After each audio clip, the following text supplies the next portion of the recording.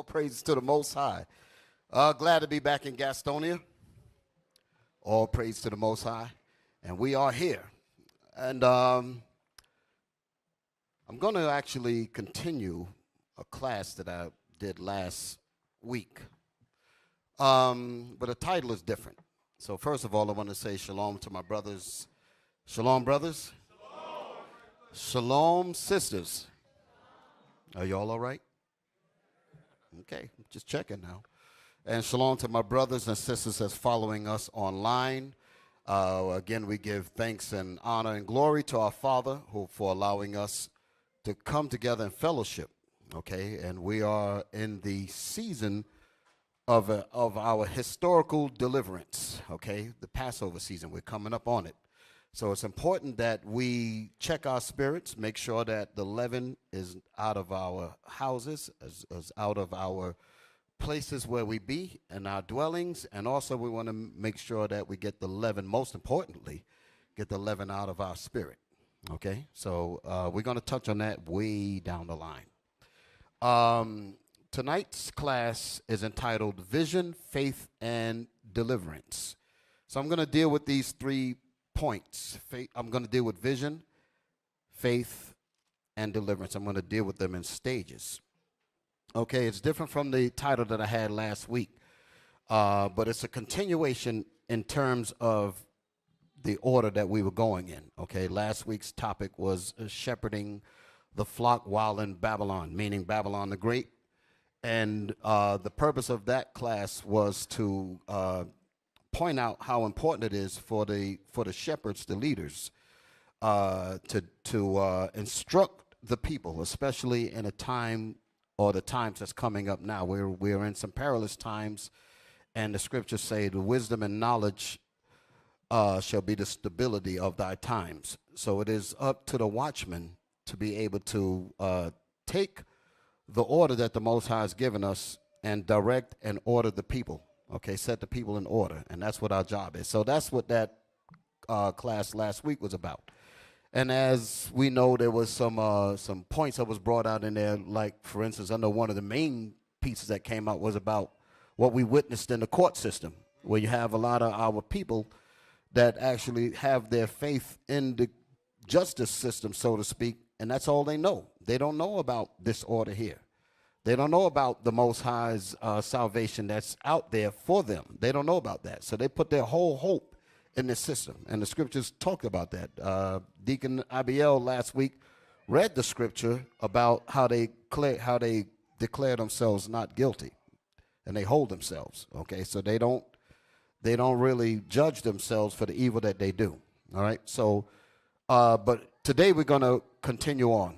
We're going to talk about vision, we're going to talk about faith, and we're going to ultimately talk about deliverance. Now, I have a lot in this lesson, and I don't think I'll finish it, to be honest. But as I move down through it, I want to really zone in on some of the points that I want to bring out today, okay? When we find ourselves living, but I shall say merely existing. I'm talking about us as black people, as the Israelites. We're living in this society. We're living in this world, and we're not living according to what God made us to be. We're living according to someone else's definition. So let me make my point even clearer. When we find ourselves living or merely existing outside of our creation, meaning the way God created us, it begs the question, how do we fall from what God created us to be? Okay, so that's what we first have to look at. We have to get an understanding of who we are. We have to get an understanding of what God made. And once we have that understanding, then we have to question how is it that we're not living up to what God made? And once that begins to happen, you begin to ask questions. You begin to try to look back. You're trying to get the answers. You're trying to figure it out. You're trying to say, well, how did I get here? And how did I lose what I once had? Okay? Many of us know about us coming over here on slavery, on the slave ships. So we know that we lost our language. We lost our heritage. We lost our name. We lost it all. lost our minds. But had it not been for any relic of history, we would actually think that this is the beginning point. We would actually think that the factory that made us in America, I'm going to say it that way, because America made Negroes. America made Hispanics. And when I say, even though you say Hispanics is in countries outside of America, don't be fooled. America's influence is everywhere. So wherever the Israelites are, America's influence, that beast, that great Babylon the Great, that beast is affecting all aspects of this planet. Okay, so wherever we are, we've been made into what America said we are to be. So if we never get any understanding about who we are before that, we would actually believe that that's us. We would actually believe that we are, quote unquote, Americans. We would actually believe that we are Negroes. We would think that we are Hispanics, Mexicans, Indians. We would think that we are these people. But once you begin to get some wake up, then you begin to realize I must have lost a whole lot, because here's my record saying that I am supposed to be this, but then I find myself merely existing. So even though they say we're living ain't really the word we've been given, because we're just really, because living means to be revitalized, to be alive. The Bible calls us dead. Give me that. Proverbs 21 and 16, I think it is. This is what's wrong with us. Proverbs chapter 21 and verse 16. The man that wandereth out of the way of understanding shall remain in the congregation of the dead. Shall remain in the congregation of the dead. So that's what we've been made into. We've been made dead. Okay? So that's not what God made us. Give me Revelation 11 and 8. Okay? Outside of the way of understanding is talking about God's laws, God's commandments. God gave his people, his heritage, the Israelites. Okay? You got it? Yes, sir. Read. Revelations chapter 11 and verse 8. And their dead bodies. And these same dead bodies who don't know who they are. My people are destroyed for the lack of knowledge. That's the dead that he's talking about. And their dead bodies shall do what? Shall lie in the street of the great city. Of the great city, Babylon the Great. That's the reason why I was talking last week about shepherding the flock through Babylon. Babylon the Great. Because the Israelites are here primarily. Go ahead. Which spiritually is called Sodom and Egypt. Which is a spiritual Sodom, and it is also a spiritual Egypt. Egypt meaning bondage, Sodom meaning lesbians and homosexuals laying down with each other. Those two spirits exist on this land in big time, okay? Read that statement again. Which spiritually? Which spiritually is called Sodom. Read the whole verse again, because there's a part I need to expound on. Yes, sir. And their dead bodies shall lie in the street. And their dead bodies shall lie, meaning doing nothing. We're the Israelites, but we're not revitalized. We're not energized. We're not standing up for who we really are. We don't know about our history. We don't know about who we are as a people. So we are just basically existing. We're not living.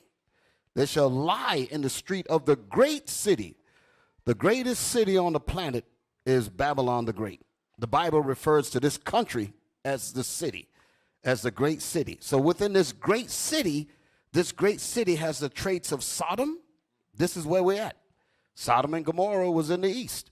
But it says that this great city will have the traits of Sodom. That's why I was using the word spiritually there, because this is not the actual Sodom, but it has the spirits of Sodom in it. And this is it. This is Sodom utopia, lesbian homosexual paradise. That's what this is. Okay? Read that again. Shall lie in the what? And their dead bodies shall lie in the street of the great city. Of the great city. Which spiritually is called Sodom and Egypt. It is spiritually called Sodom, and it is also spiritually called Egypt. This is not the actual Egypt, but it has the traits of Egypt. Why? Because the same thing that happened in ancient Egypt happened right here. And guess who it happened to? The same people, the Israelites. Bondage. That's what Egypt is talking about, which is spiritually called Egypt, which means bondage. Go ahead. Where also our Lord was crucified. Now, I want that part there is heavy. Where also our Lord was crucified. With all these Bibles, With all these churches in this country, how in the world is our Lord spiritually crucified? With all of the problems that the 12 tribes of Israel, I mean, we got mental problems, psychological problems, self-hatred, can't stand each other, marital problems, dope problems, drugs, education, you name it, we got it. Because we are, like the scripture said, dead bodies. We're not alive at all. With all of these problems going on with the nation of Israel in this country where our bodies are lying at, how is it that these churches have, with all these churches here, how is it that these churches have not addressed those real deep, sick problems? Because the truth about Christ is crucified here. Jesus Christ wasn't physically crucified here. He was crucified on Calvary, like everybody, the churches know. But why is it saying a spiritual crucifixion? Because the truth, with all these Bibles here, you ain't learned the Bible yet. All these Bibles in this society, Bible after Bible, church after church, crack house after crack house. I mean, I keep mixing those two things up. I'm sorry. Church after church. The problems of our people have not been addressed yet. Read the whole thing again. Yes, sir. Revelations chapter 11 and verse 8. And their dead bodies shall lie in the street of the great city, which spiritually is called Sodom and Egypt, where also our Lord was crucified. Where also our Lord was crucified. They did not crucify the physical Jesus here, but the truth about Jesus is not taught in this land at all. Not even a little bit. How in the world could you have a society that literally hates the brown skin? And Jesus looked like that. Jesus had that brown skin with that woolly hair. Brother was here last couple of weeks ago. They threw him out of his church because he mentioned it. They said, well, wait a minute, you just can't come in here telling truth. What are you doing? Get out. And he's in church with a Bible. All of the Bibles in there is backing him up. They threw him and the Bible out. You get out and you take your Bible with you. Damn. Where also our Lord was crucified. So, again, here we are, and we're in a quest to find out who we are, because the question will be in all our minds. I remember before I came into this truth, I would ask those questions, even internally, spiritually. What did we do to be treated so badly? What did we do to catch so much hell? Why us? Why is it that I'm getting the mistreatment? Why is it that people are looking at me in a derogatory, why am I getting the short end of the stick? These are questions that all our people have. They just haven't gotten to the solutions. The Bible would explain it. But our people walk around with these question marks in their heads just like I did before I knew anything about the truth. What actually brought you to the truth is your quest to know what happened to you. That's what made you look. I made you look. Who was that? What was that song? Nas. I made you look. Can you dig it? This captivity makes you look. So we got to a point where we began to quest. When brothers walking down the street, just to let you know how serious that point is about having those question marks in our heads, think about this. And all of you, men and women, you can attest to this. You see brothers and sisters in the street, and they say, hey, well, I know the brothers do it. Hey, man, what's happening? What's going on? That's not just clichéic. That's not just statements. You understand? That's not just saying what's happening like it's just a greeting. In the spirit, they're really asking, can you tell me what the hell is going on? You know, in New York, we had, you got the different groups up there, and they like, yo, what's the word of knowledge? You know what I'm saying? What's the knowledge of the day? You had these different groups, 5%ers and all that. They used to do that kind of thing. And they were walking around and acting like they actually had the knowledge. Yo, you got the word for the day, man? Because everybody's walking around in a mental cloud of confusion. And the churches know this. And they have not addressed it. You come and sit in the churches, and none of your problems will be addressed. That's sickening. All those men, I've looked at some of the televised TVs, TD Jakes, Creflo Dollar, and I look at what the cameras are picking up, the lens. I mean, God is pulling them out of there. Thank God for that. But it's a whole sea of people up in there. Rows and rows and whole stacks of all them people on the slave ship, basically. That's what it looked like to me. All them people in there and all their brains being killed. None of their problems are being addressed. None of their sicknesses are being addressed, their spiritual problems. Men coming in there, the families are out of order, the wives are out of order, the children are out of order, and nobody's really dealing with any of this stuff. And they go back home with the same mess going on. And they basically come inside the church to get that, what do we call it, methadone? They basically get a methadone shot to help them deal with the pain so they can go back home and deal with 6 more days of pain.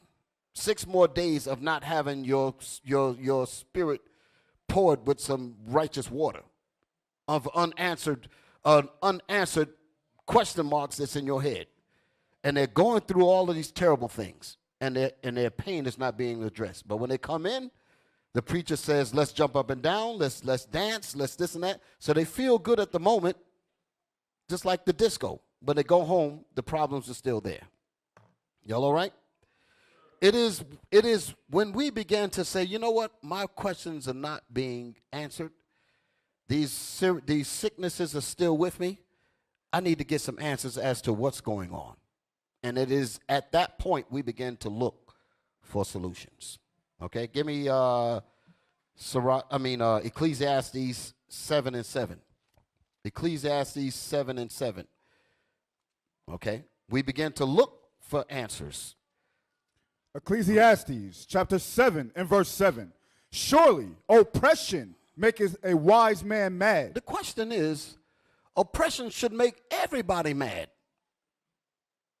Oppression should motivate you to stand up. Read that again. Surely oppression maketh a wise man mad. Surely oppression maketh a wise man mad. Oppression doesn't make an ignorant man mad. Understand why it's using the word wise there. An ignorant man, like I was talking about before, if we thought that this was the beginning of our existence and we thought that oppression is our natural state, you wouldn't be mad at it. You wouldn't be mad at all. You would actually think that this is what God made for you. And that's what they've done to us in religion. When they told you in church that you were the children of Ham, and Ham in his mocked his father Noah in his drunkenness, and Noah cursed him, and then they said that he cursed him black. That's what they were teaching. And he was doomed from that day to be a hewer of wood and a drawer of water, meaning a slave. And they would teach the people that. So if you come out of church thinking that that's what God made for you, why would you look for anything else? You would actually think that you are the servant and they're the masters. You would actually walk down the street and you'll see them coming, and they had a law, probably still in their mind, that if you and I are coming towards each other, you got to step off the sidewalk and walk in the gutter. And we did that without question, because many of us were taught that that's what our place was. So if you're thinking that that's what your place is, oppression ain't going to make you mad, because you'll be like, you know what, this is where I'm supposed to be. I'm supposed to be a servant to you. I'm supposed to be oppressed. That's a hell of an indoctrination, ain't it? That's what was done to us. So it is only when you come to the knowledge of knowing that that's not you, and you realize that you do have a heritage, and it's being shown to you, then you'll be like, well, wait a minute. Why am I serving these people? The hell is this? Then the anger comes in. How did we fall? How did we get here? And it is when you start to go down that road, then you begin to look for solutions. Then you begin to come up with vision. Then you begin to imagine. Then you begin to organize. Then you begin to put your thoughts together. Then you begin to discipline. But if you don't know that you belong in that pot of discipline, you will think that mediocrity and BS is your life, and you'd stay there and you'll be comfortable with it. You will accept the gift that destroyed your heart, like the rest of the verse say. But if you are a wise man and you know that this is not supposed to be you, can't nobody give you a gift to make you go back to sleep once you know that you're not supposed to be in this predicament. Read it again. Ecclesiastes chapter 7 and verse 7. Surely oppression maketh a wise man mad. Surely oppression maketh a wise man or woman. It's written in a masculine context, but it's meaning on both sides, but mainly the men, because the men are responsible for the nation. Okay? Surely oppression maketh a man with some wisdom. It will make him wise, because he was like, how is it that I am the embodiment and the fruits of wisdom, the fruits of wise people, and I'm living as a bum? That will make you mad. You'll begin to organize your own resources first. You'll begin to organize your own thoughts. Then you'll begin to organize the people around you. Then you'll begin to organize the neighborhood, organize the city, organize the state, organize the country, organize the planet. But if you don't know that wisdom comes from you, you will be happy with the gift that they give you to destroy your mind forever, coming out of the mess that we were put into. Y'all all right? Wise. Let's put up my definition, because the scriptures say, surely oppression maketh a wise man mad. Okay? So let's look it up. Wise isn't an adjective. It says having or showing experience, knowledge, and good judgment. That's what a wise man represents. A wise man represents one who has the experience to know how to make decisions, because the experience would tell him what's good and what's bad, because he's been through it. He or she has been through it. That's the experience. The knowledge is the knowledge of knowing that there's a judgment, a good judgment for making the decisions that you make. Our men and our women, we participate in hazardous behavior.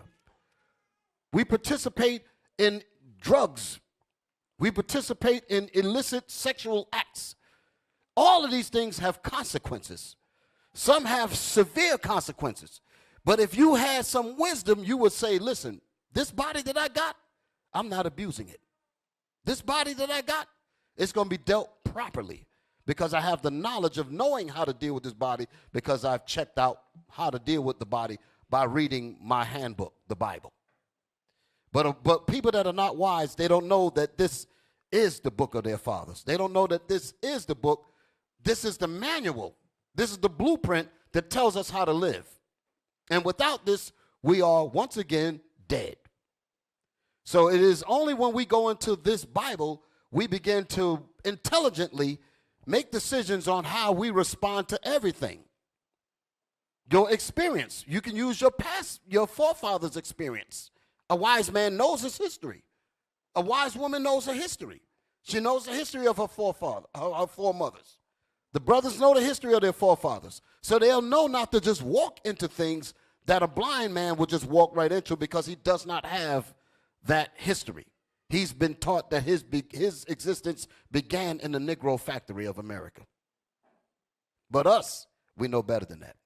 Can I get a witness? So we're looking at wise. Wise means having or showing experience, having or showing the knowledge. Knowledge. Give me that in Malachi 2 and 7. Knowledge. A wise man will have the knowledge. Malachi chapter 2 and verse 7. For the priest's lips should keep knowledge. So the priest's lips should keep knowledge. Like I was saying earlier, coming up in New York in different areas, I mean, they had it everywhere. I don't mean to talk about New York all the time, but I know this everywhere. You know, hey, brother, what's happening? What you got, brother? You know, help me out, man. What you know, brother? Can you dig it? That's how we be. You understand? Because we looking for that knowledge. Okay? Read that again. For the priest's lips should keep knowledge. So we're going to find out what the knowledge that we're supposed to have as wise people. Not just any knowledge like you hear the people in the street talking about. Hear the winos talking about knowledge. Huh? People on the corner talking about knowledge. No, the knowledge that we're talking about is the knowledge of this Bible. Read. And they should seek the law at his mouth. The knowledge is the law. So a wise man, not only does he have experience, he also has the knowledge. He knows the laws. He knows what laws to act by. Here's some man talking about going up your skirt, sister. The law said, thou shalt not prostitute thy daughters. That's one. Thou shalt not commit fornication. All of these things have the filthy communication that we have with some of these brothers out here. You got to shut all of that down, because the knowledge of God will teach you how to do that. But if you don't have that knowledge, you will think that anything is fine. Anybody talk a hole in your head and you think it's okay, because you have no wall of discipline. You're just like an open cottage for anybody to run through. It's a terrible thing when you don't have that knowledge. All right? Read that again. For the priest's lips should keep knowledge. Go ahead. And they should seek the law at his mouth. And the people shall seek the law at the preacher's mouth. That ain't going on in these churches at all. So seek the law at this preacher's mouth. Let's go back to this thing here. Wise. Wise. Having or showing experience, knowledge, and good judgment. And good judgment, meaning able to make sound decisions based on experience. You're able to make sound decisions based on the knowledge of good and evil. You know the laws. Well, heritage has all of that in it. When you have your history has the suitcase with all of that information in it, or the encyclopedia. All of that information about how to judge things, how to see things, your perception, your glasses, your corrective lenses is in your history. So whatever situation you walk up upon, you can easily recognize whether it's the right thing or the wrong thing, because you have a standard by which you live by. That's where wisdom comes in. Wise. That's my next definition. Sagacious. Sagacious. Having or showing. Have anybody ever seen this word before? It's the root word of sagacity. We're going to go into it a little bit. Okay. Like I said, I'm making a point about wise, meaning having wisdom. Having wisdom. And I said wisdom is understood as the ability to call on history and experience to aid you in intelligent decision making. Okay? That's where we are, and that's what we're looking to do. Okay? The decision to continue to allow ourselves or yourself to live below the standard by which the Creator had made us to live in is now in debate. Once you have wisdom, now you begin to question your status. You begin to question your behavior.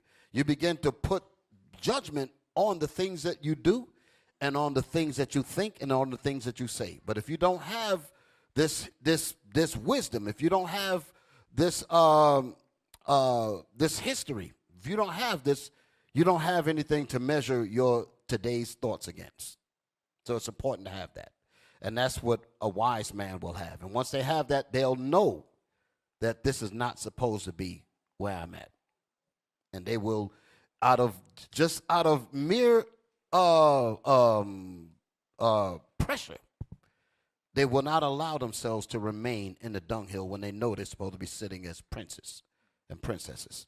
You dig it? You're not going to allow yourselves to be defiled by somebody talking slick, because you see yourselves as a temple of God, and you lift yourselves up and you will act that way. But without that knowledge, you will allow yourselves to be anything, because you have no standard by which to correct any kind of behavior. You're just like a reed blowing in the wind. Okay? Sagacious. Having or showing keen mental discernment and good judgment. Shrewd. Shrewd. That's a word. That means they don't play games. You know, people say he's got a shrewd attitude, you know, or he's frugal. That's another word. He's frugal in his non-allowance of foolish talk. He's serious-minded, disciplined. So sagacious, having or showing keen mental discernment and good judgment. Okay? Now, we're going to find out about this because I want to put these two words together because this right here goes into our forefathers.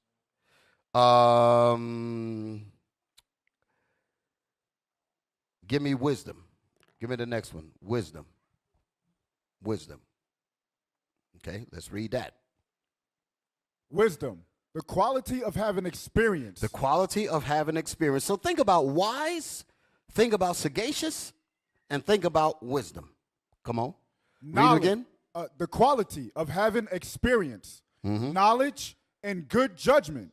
The quality of being wise. The quality of being wise. Surely, it says, surely oppression makes a wise man mad. Surely oppression makes a man or a woman of wisdom mad. Surely oppression makes one that has sagacity or that's sagacious in their attitude and how they keep themselves. They'll be upset by allowing themselves to be shunted into mediocrity and non-discipline and late all the time. Stuff like that. That bothers a person of dignity. That bothers a person of uprightness. That bothers a spirit that is sagacious, that's wise. Men of character like that, they can't roll with BS. No. So when you have this kind of thought and you know that this is you and you're sitting in a situation where things are just looking oppressive, what would you do? You say,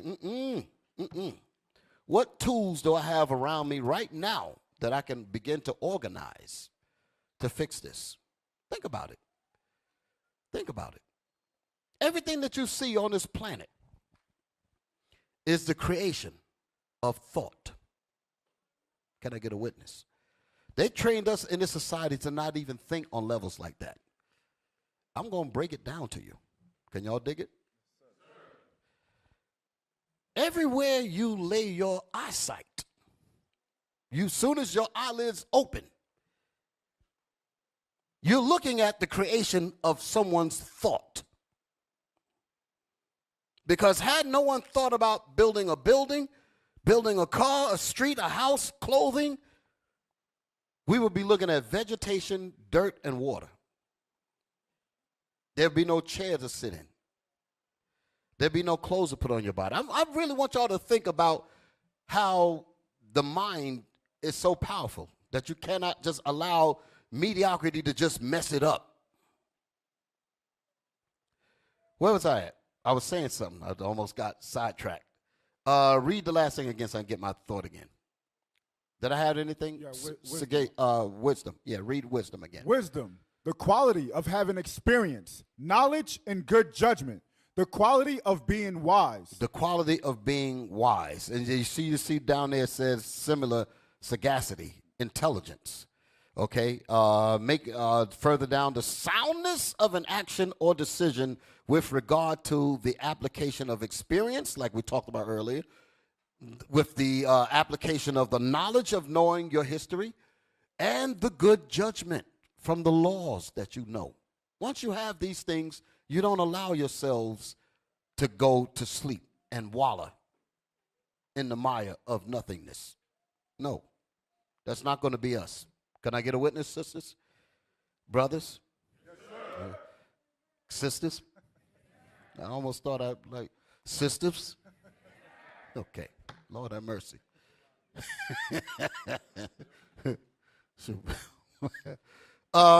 Sagacity. Go to my picture, because we were looking at wisdom here. Now I want to get into this. The first picture, hold it. I think I left out something.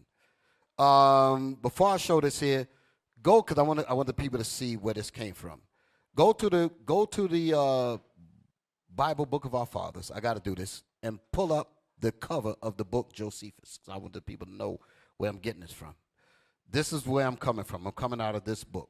Okay, this was a book that I had for many years, going all back to the old school. Many people that's probably watching this program now familiar with it, they've seen it because we always used to refer to it in certain material in this book.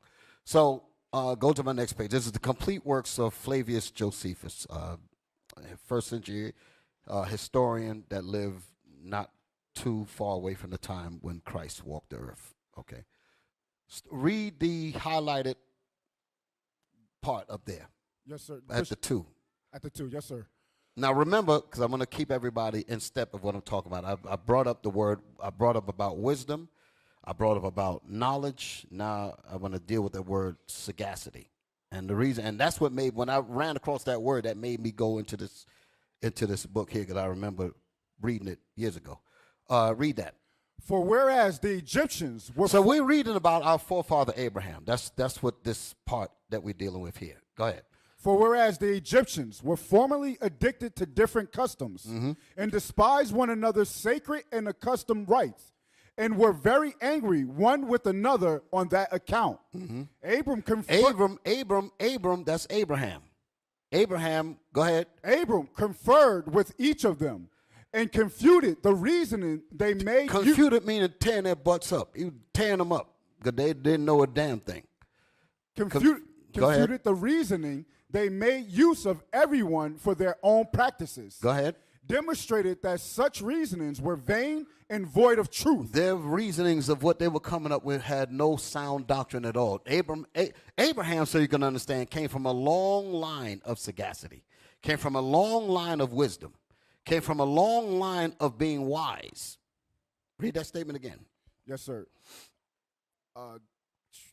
They made use of everyone for their own practices, demonstrated that such reasoning were vain and void of truth. Come on. Whereupon he was admired by them in those conferences. He was admired.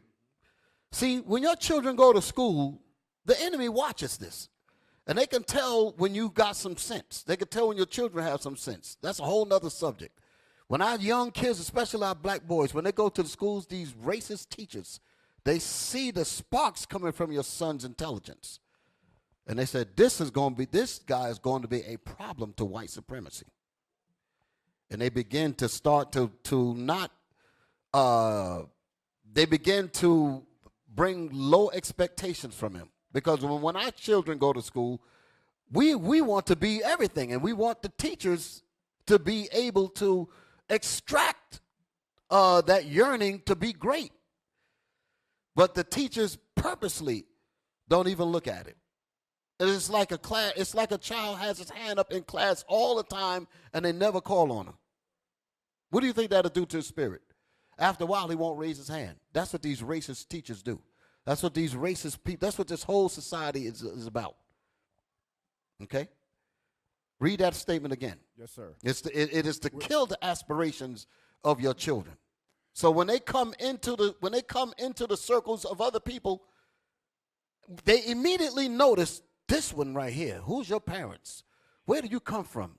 You must come from good stock. But we have to find a way to shear that off. Read. Whereupon he was admired by them in those conferences. Abraham was admired. Go ahead. This was before his name was changed to Abraham, if y'all seen the word Abram there. Go ahead. As a very wise man. As a very wise man. You can't put this man in captivity and oppression and think he's going to be happy with it. With that history behind him. Forget about it.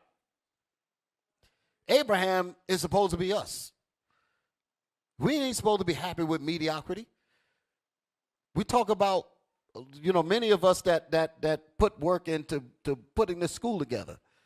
And some of us looking at it and saying, wow, man, this is great. This is beyond my expectations and stuff. And some of us, and I've said this before, some of us may be surprised. I ain't surprised because I know greatness is in you. It don't surprise me. I know who I'm dealing with. And this right here is nothing compared to what you really can do once you get the bullshit out of your head. Can you dig it? Yes, sir. Read. Yes, sir. Whereupon he was admired by them in those conferences as a very wise man. As a very wise man. Go ahead. And one of great sagacity. See that? and one of great sagacity. Let's look that word. Let's go back to sagacity again. And one of great sagacity. This is a wise man. This is a man of wisdom, intelligence, keen mental discernment, good judgment. That's what Abraham represented to these Egyptians. Can you dig it? Let's go back to where we was at, okay? Let's read on. Yes, sir. Come on. Whereupon he was admired by them in those conferences. Just like your children are admired when they go to school.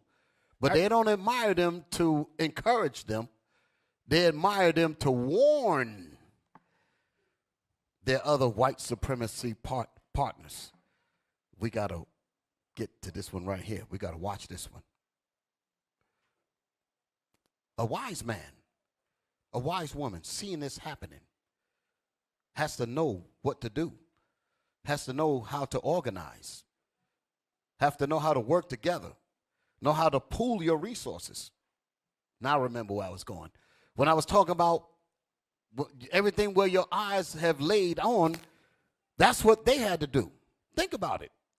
Everything that you see on this earth comes out of the ground.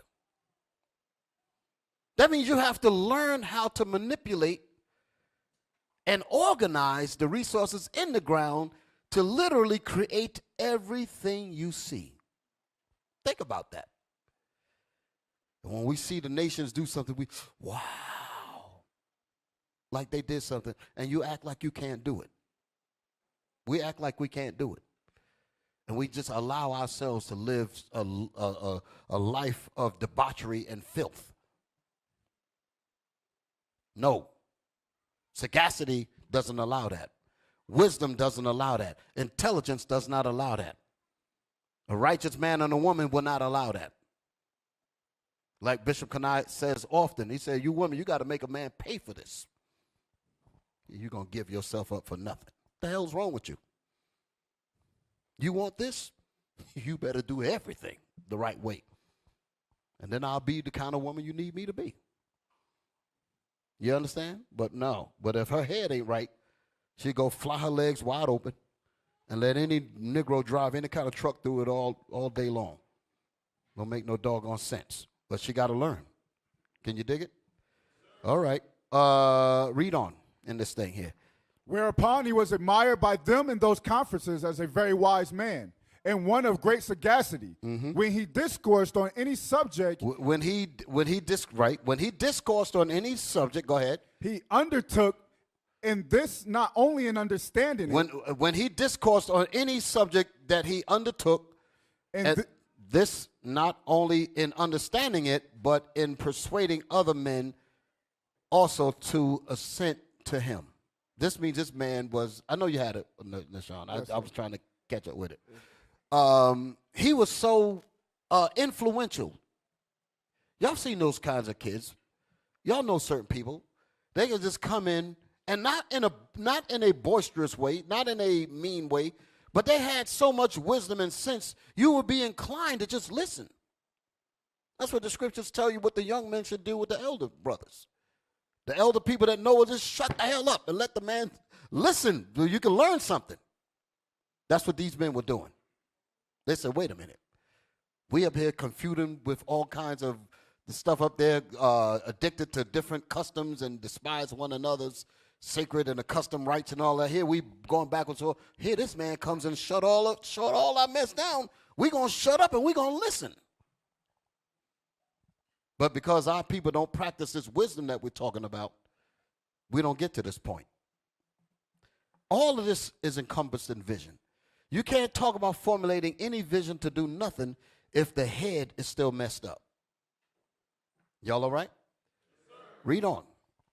Yes, sir. He communicated to them arithmetic. So wait a minute, wait. Right before that, he said when he discoursed, when he had conference on any matter that he undertook, and this only not was he only able to understand it, but he was also able to persuade the other men to see his point of view. So along with this intelligence, this sagacity in character, this wisdom, him being wise, he also communicated to them arithmetic. How in the hell are you going to build pyramids without arithmetic? Impossible. Abraham brought that thing in there. Can you dig it? Read. He communicated to them arithmetic and delivered to them the science of astronomy. He delivered unto them the science. Abraham had all of this. The science of astronomy. Go ahead. For before Abram came into Egypt, Before Abram came into Egypt, listen. they were unacquainted with those parts of learning. Math, what the hell is that? Astronomy, what the hell is that? They babbling over custom rights and all of that. Abram hooked them up. Go ahead. They were unacquainted with those parts of learning. Come on. For that science came from the Chaldeans into Egypt. Because that's how Abraham traveled. Okay, the Fertile Crescent and all that. That's what it's talking about here. Abram went through all of that. That was talking about the Israelites. Well, we weren't a nation of Israel then, but that came from the good seed of Adam. Seth, Arphaxad, all those when you check the lineage. Okay. So he said, what? Read on. He said, for that science came from the Chaldees into Egypt. And from thence to the Greeks also. And from thence it went to the Greeks. So wait a minute now. What you talking about? The white folks is the beginning of civilization when they even learned it from the Egyptians. And Abraham taught them. When the Bible says that Israel is the form of all things, it means that. Okay? So having that knowledge in your spirit will not allow you to debase yourself in filth. Knowing that. Y'all all right? So how do we fall away? How do we fall away? Give me Isaiah chapter 1, verse 3. How do we fall away from this good wisdom? How do we fall away from this sagacity? How do we fall away from this intelligence? Because we had it. We had it. Isaiah chapter 1 and verse 3. The ox knoweth his owner. That's where we at now. You might as well say the dead man. Because we're dead. This scripture here shows you how dead we are. God gives credit to an ox, a stubborn animal. God gives credit to the ox for knowing his line of sagacious thinking. I put it like that. There's a certain level there's a certain level of wisdom that an ox has to know, as dumb as it is. Read that again. The ox knoweth his owner. The ox knoweth his owner. And the ass his master's crib. And a jackass knows where his land is at. But Israel. But the dead Israelites. Does not know. They don't know where their power is. They don't know their history beyond the factory of America that made them. That's some stuff. That sister put that book out called The 1619 Project. Boy, they got mad. They're talking about the CRT, critical, quote unquote, critical race theory. They're trying to get rid of all of that because that might spark some wake up. You know what? There was a video that Bishop had sent to us, and it was a TikTok video. Very important. I think I have to send this thing because it shows you the importance of knowing your history. I got to do it. Hold on a second. Hold on a second. Who's going to put something in the microphone that ain't going to make me go crazy while I look for this thing?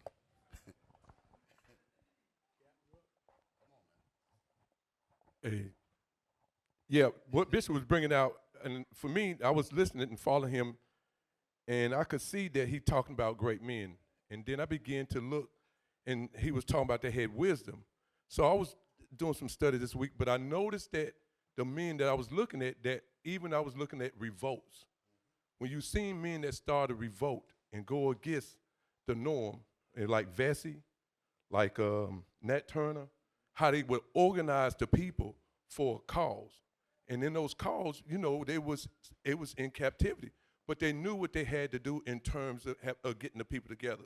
So it was huge when I was looking at it, because what I was able to discover that it's a lot of black pain or things that we go through, and they wasn't tolerating it. Today's people that's here, everybody's comfortable with it. It's acceptable to accept black pain with knees across your neck. That's not acceptable. But here today, we have to understand that there has to be a revolt for us. Even though we're waking up, but we have to revolt against the things that we know that transgress God's laws. So for us, it's important for us to have a mindset that we, like our fathers, Abraham, and even men that like this, Denmark Vesey, even that turn of them had the mindset to gather the people to fight against things. And we got to be a people like that, Captain Josiah, as well. And just to add what Captain Dakar was bringing out, you know, what examples do we have? What true examples do we have that we can look up to? All right? It's not the football players, it's not the movie stars, it's not the rappers, okay? It's the biblical history that we have of our forefathers that stands out like never before. Am I right, brothers? Yes, y'all never saw this in school. You weren't taught this in school. You've been taught this now. Likewise, we are, and it's at a whole nother level that we can really see ourselves, our people, as something great. Am I right? What about y'all, sisters? All praise to the Most High. Go ahead, Bishop. All right, you got it? I just sent it to you. Check on the broadcasting channel. You got it? Now I want to set this up. I was making a point about the sister that brought the history 1619, and then they talk about the CRT, and there's such a controversy. They don't want our people to know the history. So I'm gonna play this clip. Play this thing. I guess, do we have to get disclaimers and all that? I guess we do, right? Yeah, go ahead and hit it. No, you got to get the beginning of it. It was something what he said. Let's try it again. Show me, go pick my cottons that way.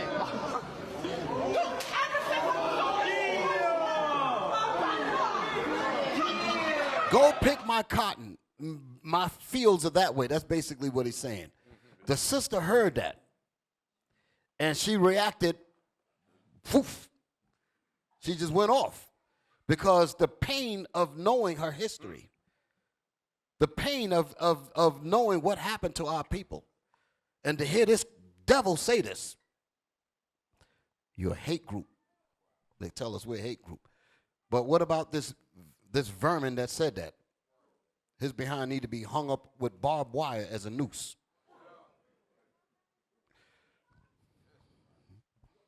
Okay? So he told the sister, go pick my cotton, it's that way. I don't know what precipitated this, but these people feel that they can say anything to us because we don't know our history. But the question of why I brought this up, what if she did not know her history? What if she did not know that we were in slavery? Because they're trying to take that out of the schools. What if she didn't know? Because they talk about CRT and, the critical race theory and 1619 Project is racist and all that. If she had not known nothing about what she'd been through, this dude would be saying this stuff and it'd be going all over her head. Meanwhile, people around her is setting her up because everybody else would know, but she won't know. So it's important for us to know what happened to us. And you see what happened when she know it. Play that video. Roll that beautiful beam footage. But this is something, I'll say this here. I'm going to play it, then I'm going to make a statement.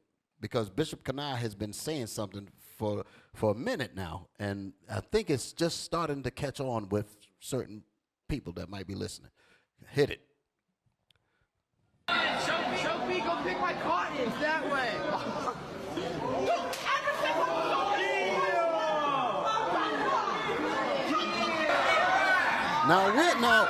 Now we will be, quote unquote, chastised in the media for playing this or for bringing it up. But how come there's no chastisement on the man that caused the offense? This is Babylon the Great. You merely fighting people to keep them from killing you. You're the one that's at wrong. You're supposed to suffer peacefully, let people beat the hell out of you and all of that, and let them do this here. But we know that that's not supposed to be the deal. Brothers and sisters, you don't allow people to abuse you on no front. Don't give a damn who they are. I know I ain't. Forget that. But the point that I was going to mention about what Bishop Kanai has been saying, because this right here would get, this is on a TikTok video. You might see this on a few YouTubes and all that. This thing might go viral. But where is the man?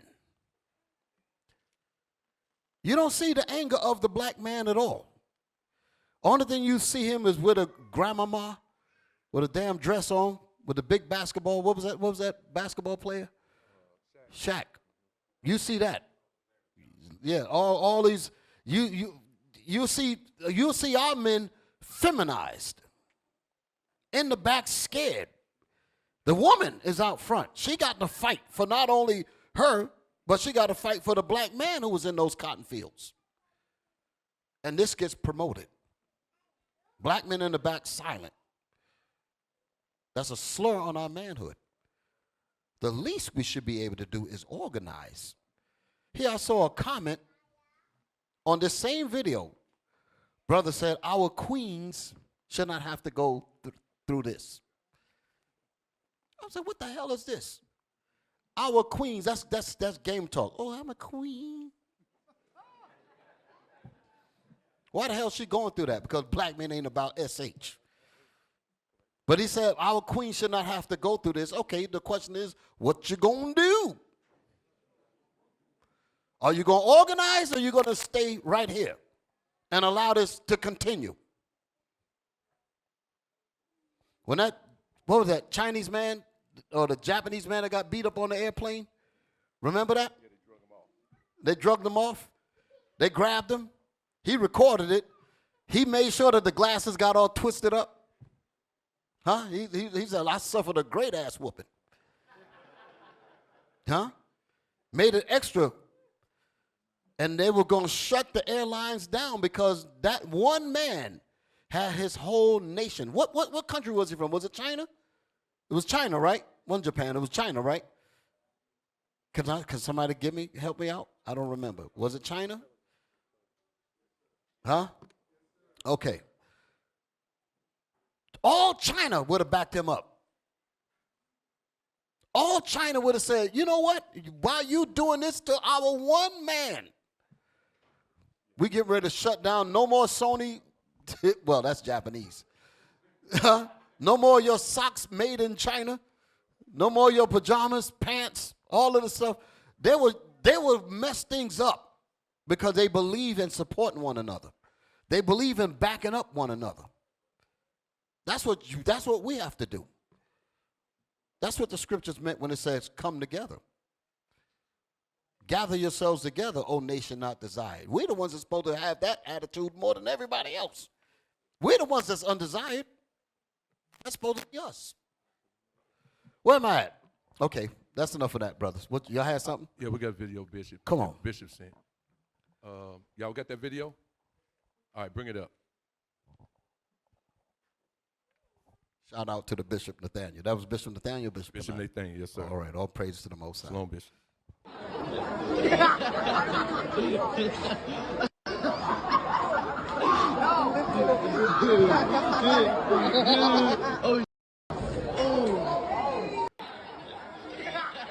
This right here is a video. Well, I guess we go. It's a white student throws cotton and whips black students. Let's back it up again. I was talking. Okay. Get up. Damn. What the hell?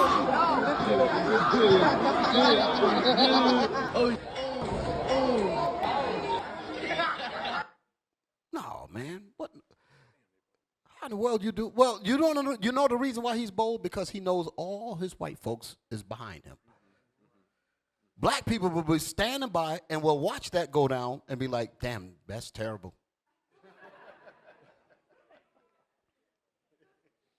Like I said, 5 people can wipe out 1 million if they can knock you out one by one. Think about that. Malcolm X said it. He said, how is it that that 4/5 of the world is dark and 1/5 is ruling, dominating, exploiting, taking the whole cake, kit, caboodle, everything, and robbing the 4/5 that are in the majority. How do they do it? Divide and conquer. That's what you're looking at on this video. He's attacking one black brother. You got other black people there sitting there with this me, myself, and I stupidness. Well, that ain't me. Nigga, that is you. But they felt like we divide him up. We deal with him. Tell the rest of the niggas in his mind, in their mind, y'all stay out of it. This is between us white folks and him. I'm just dramatizing the thought pattern. That's how it goes. We got some serious wake up to do. That was an excellent video, Bishop Nathaniel. All praise to the Most High. All praises. That was some good stuff right there. All right, let's get back to where we was at. I'm bringing out these points. Isaiah chapter 1 and verse 3. The ox knoweth his owner, God says that the ox knows his owner, and the ass his master's crib. and the jackass knows where his land is at. Well, the Lord is saying that these two animals have more history about themselves than you do, than we do. And we're comfortable with it. It's going to make it plain. Read. But Israel does not know. But the Israelites that was made in this Negro factory, that where this Edomite can just come up and start beating on him with a belt, throwing cotton at him. Lord have mercy. Because somebody would say, well, I know he getting ready to say something where we could say we're advocating violence. You understand? But there's a time for an ass whooping. Let's get that in the scriptures, man. You ain't gonna get no Reverend Johnson Christianity out of me. Give me that Bible. Give me Ecclesiastes 3. Shoot. Somebody throwing cotton balls and hitting you with a belt. It's time to knock his teeth out. Put his jaw in the back of his head.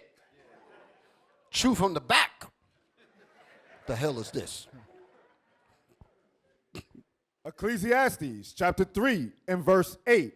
Come on. A time to love. A time to love. And a time to hate. The Christian church would have said, that's the time to love. You're getting the hell beat out of you. They tell us to love your enemies. No. That's the time to get away from the wolf. Beat the wolf's ass, then get the hell out of there. Read that again. A time to love. A time to love. And yeah, ho. Why we don't do this with each other? A time to love. If I'm going to come to my sister, dig it now. My sister might not have had the greatest upbringing in terms of a father. I'm going to go deep on you. She might not have had a father that really taught her how to deal with her body and the rest of it, and how to upkeep herself, and not just allow people to just run through her. Can you dig it? I, as a brother, like, you know what? This sister, she could be a good sister one day. But she just needs some work. But I ain't going to take advantage of her. I'm going to deal with her from a distance and school her to let her know that I ain't going to call her a queen like these brothers, slick brothers, just to knock them down. Knock them up, I should say. Huh? No. You're supposed to see the value in that sister. And say, you know what? You could be a great mother. You can bring forth righteousness in this earth, sister. You ain't got to be talking about some, oh, I'm pregnant. Where's the man? You got to be none of that. You could be the brother that show her the goodness, show her sagacity, show her intelligence. Wake her up. That's the love of what we should be doing here. Read that again. Ecclesiastes chapter 3 and verse 8. A time to love. A time to love your people. Try to get your people to see things like Abraham did. Confute them with them tearing their butts up, talking about the Egyptians. Correcting them, and he had the ability to win them to see his point of view. That's how we have to be with each other. Correct them, fix them up. Because you see there's a greater need. We as men, we really have a heavy responsibility. You realize that there's no species on this earth that's more than you, that's it. Man, then everything is beneath you. This whole planet is run by men. If you are in the species of being a man, why would you hand that job off to somebody else when the buck stops with you? That's how we have to be. Read.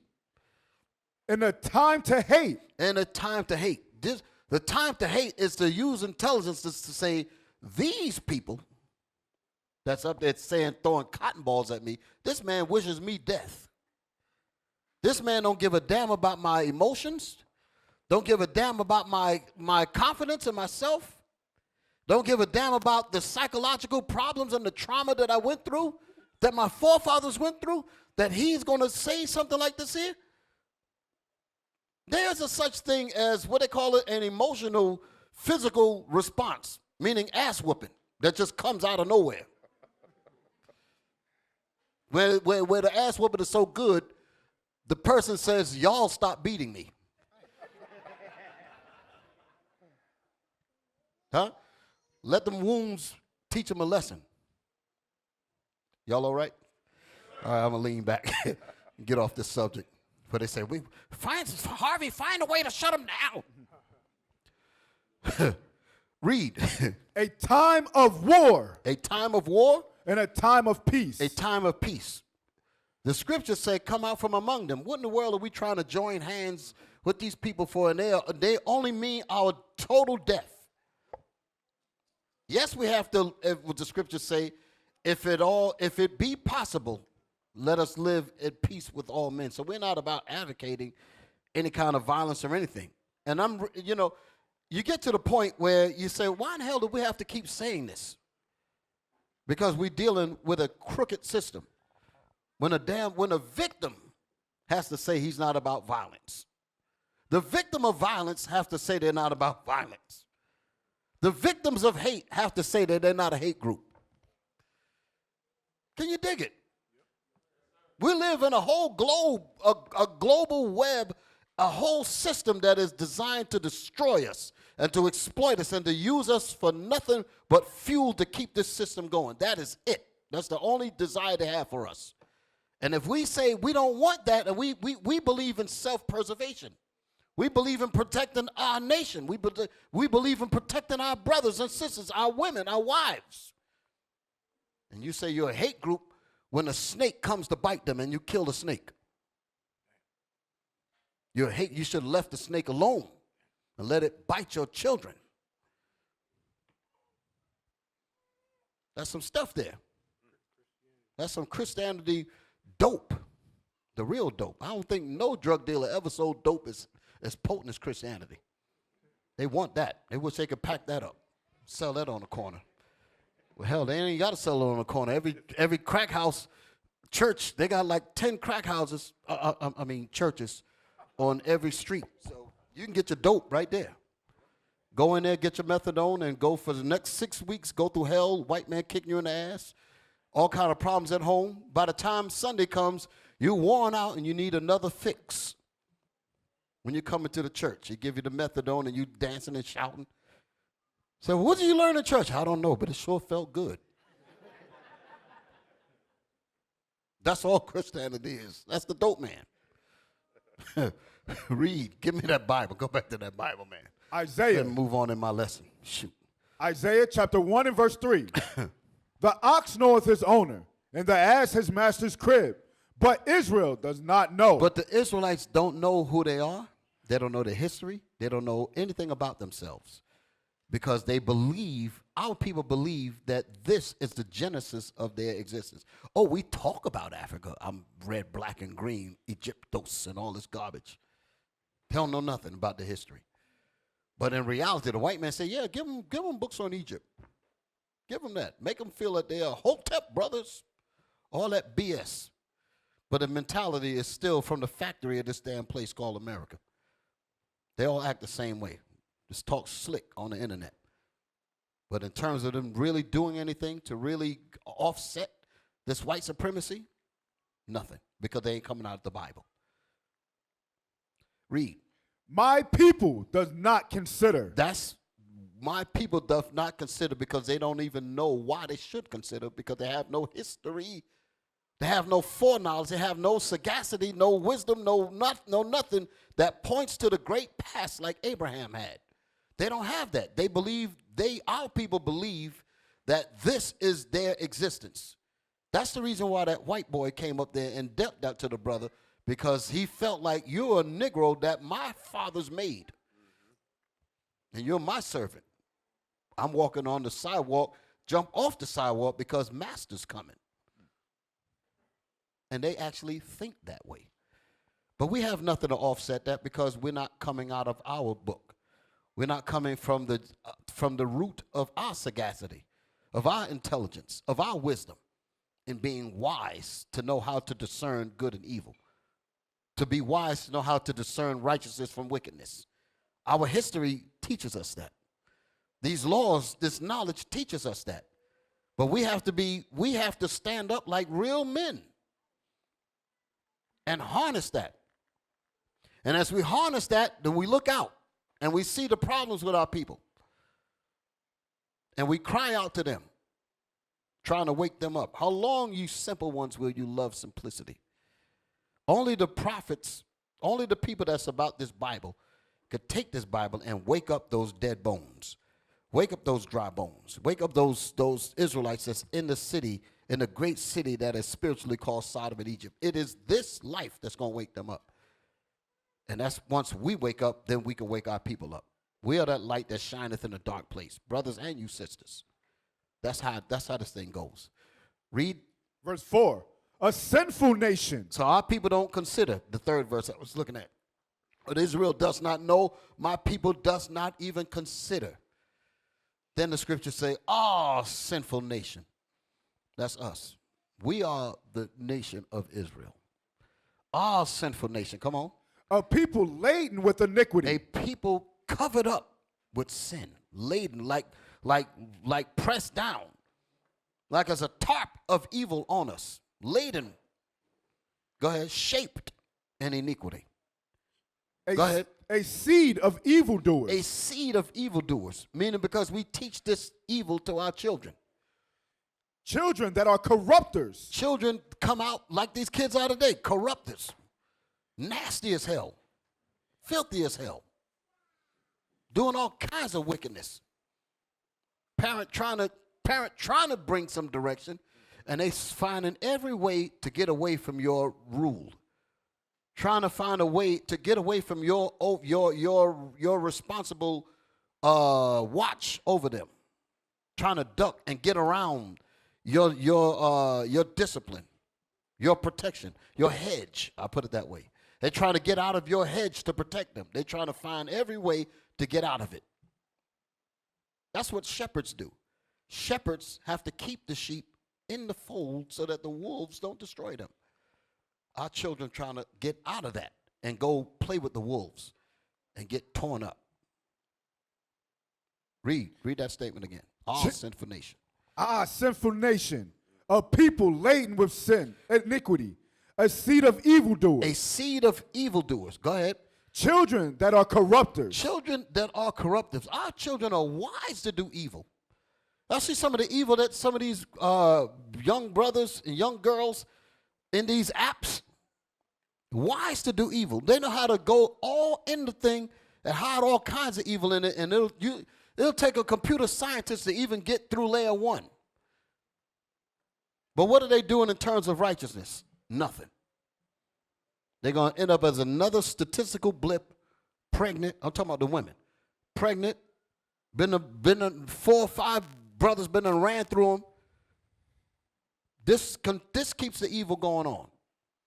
Our sinful nation, a people laden with iniquity, a seed of evildoers, children that are corrupters. Go ahead. They have forsaken the Lord. They have provoked the Holy One of Israel unto anger. Go ahead. They are gone away backwards. They are gone away backwards. They are gone away backwards. Not stagnant. They're not staying still. If you're not moving forward, you are going backwards. We are literally destroying ourselves by not progressing to righteousness. Ain't no such thing as, well, I don't want to read the Bible, I don't want to follow those laws, and think you're going to stay in the same condition where you're at. Evil is going to overtake you and pull you into the negative. There is no stagnation. You leave anything sitting, and you think it's stagnant. And bacteria, meaning bad spirits and bad thoughts, will begin to intercede into your thinking and will pull you into the dirt. Just like this glass of tea here that's sitting here. You leave that there for a number of years and see would it be tea later on, even though it's sitting here in terms of it being stagnant, as you would call it. But bacteria, microbes, things will begin to erode the quality of your thinking. I'm going back to our thoughts. Bad thoughts. If you're not filling your mind with righteousness, your mind will become the bed for wicked thoughts. It will take the place of righteousness. Evil will find your spirit swept and garnished, empty, and it will begin to fill the seats in your mind and take you into filth. So we have to continue to always push forward into righteousness to keep us from believing that we are stagnant, when in reality, you're actually going into reverse, going backwards. That's why the Bible says that. Read that statement again. They have provoked the Holy One of Israel into anger. Go ahead. They are gone away backward. Our people are going to end up going backwards if they're not fighting, if they're not putting forth and investing in the vision to go forward. You will go backwards. There's no doubt about it. You leave anything unmaintained and see what happens to it. Y'all remember that class I did, spiritual maintenance? This is what I'm talking about. If you don't maintain your spirit to go forward, you will go backwards. You leave anything alone for a certain period of time, and evil will begin to erode it and destroy it. You're talking about something, I don't have to keep this house clean. I don't have to keep this building clean. I don't have to keep dust off of this and keep this off. I don't have to do that. We cleaned it up last year, and it'll be fine. You come in there a year later, you ain't got no building no more. That's how it happens to us in the spirit. Read. Why should ye be stricken anymore? How long must an ass whooping endure? Why should you be stricken anymore? How long will the white boy come up and say, get in my fields, nigga? Right. Playing at school. They said, we don't want you to learn nothing about what they call critical race theory, meaning your history. They don't want to talk about the 1619. They damn sure don't want you to talk about the Bible. They don't want you to talk about Deuteronomy 28. They're trying to get rid of that completely. Think about it. Our enemy said, take Deuteronomy, the 28th chapter, the 68th verse, because that's the verse that's waking them up. That's how they talk. That's the verse that's waking them up. Oh, what you going to do?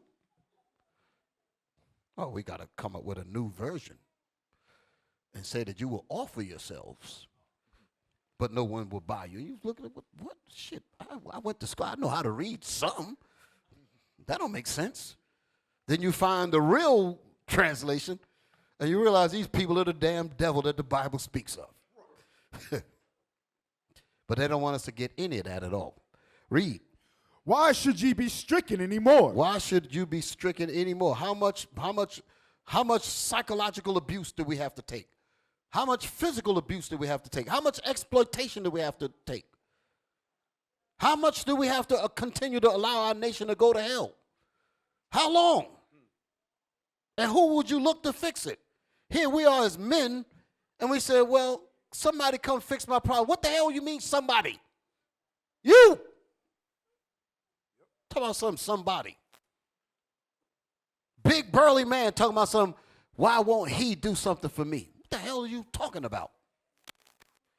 You sitting there with your big back.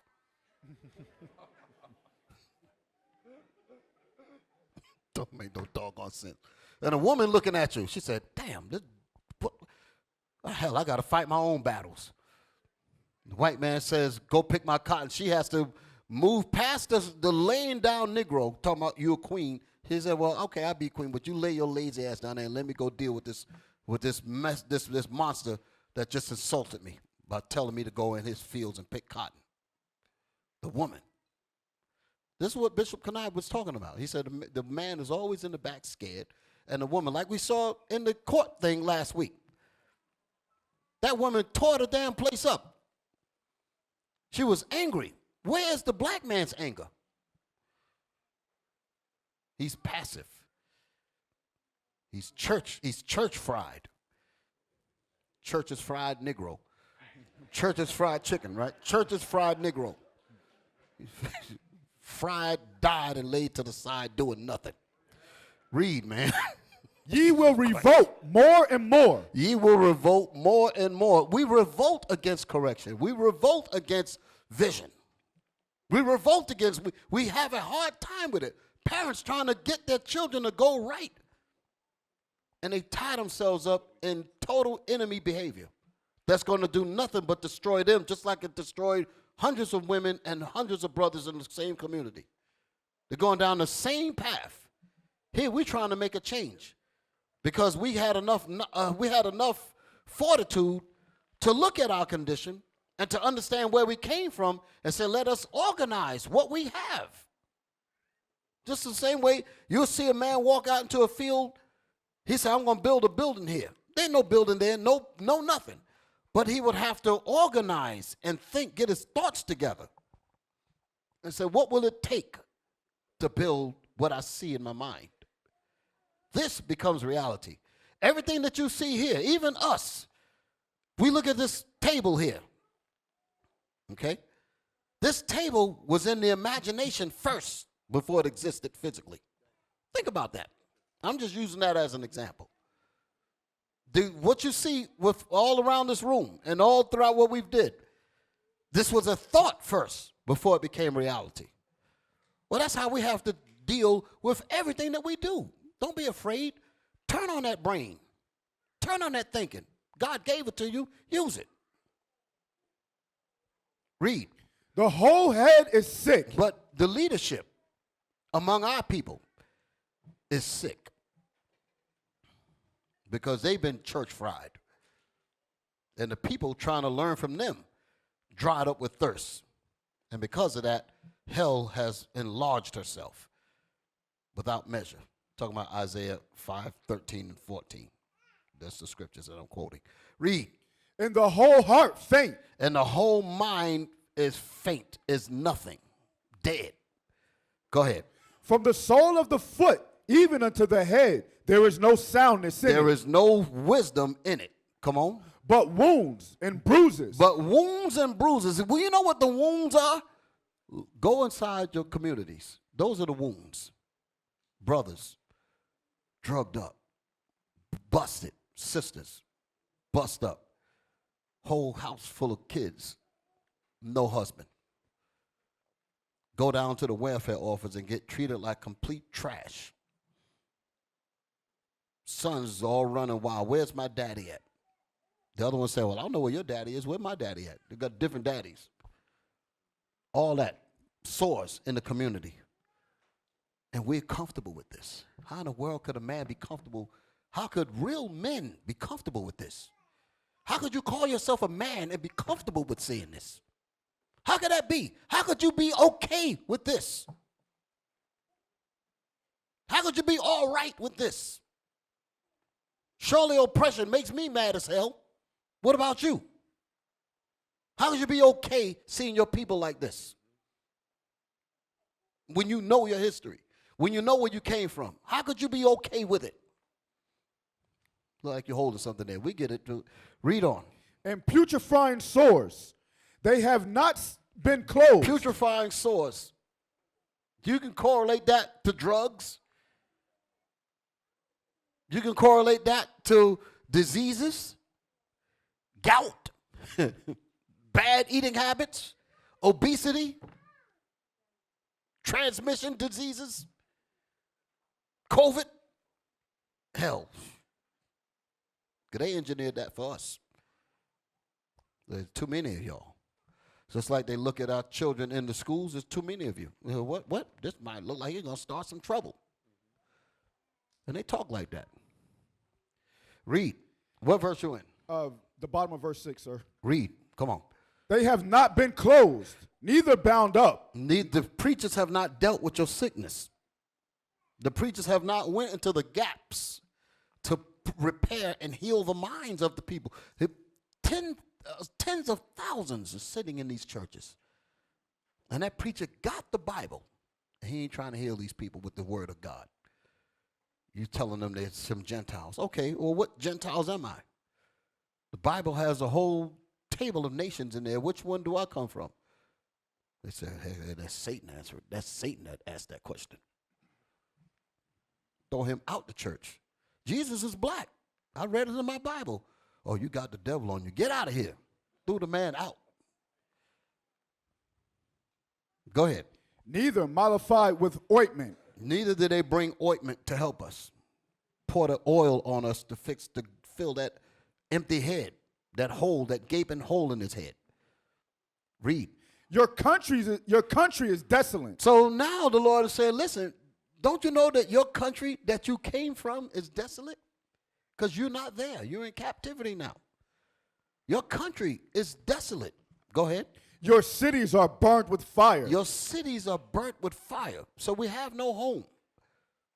The ox knoweth his owner. The jackass knows where his land is at. We don't even consider that our land was destroyed. We don't even consider that we are exiled from where we belong. We've gotten comfortable in this. Come on. Your land, strangers devour your land, bastards dwell in it. Read it again. Your land, strangers devour it in your presence. Read it again. Your country is desolate. Your cities are burnt with fire.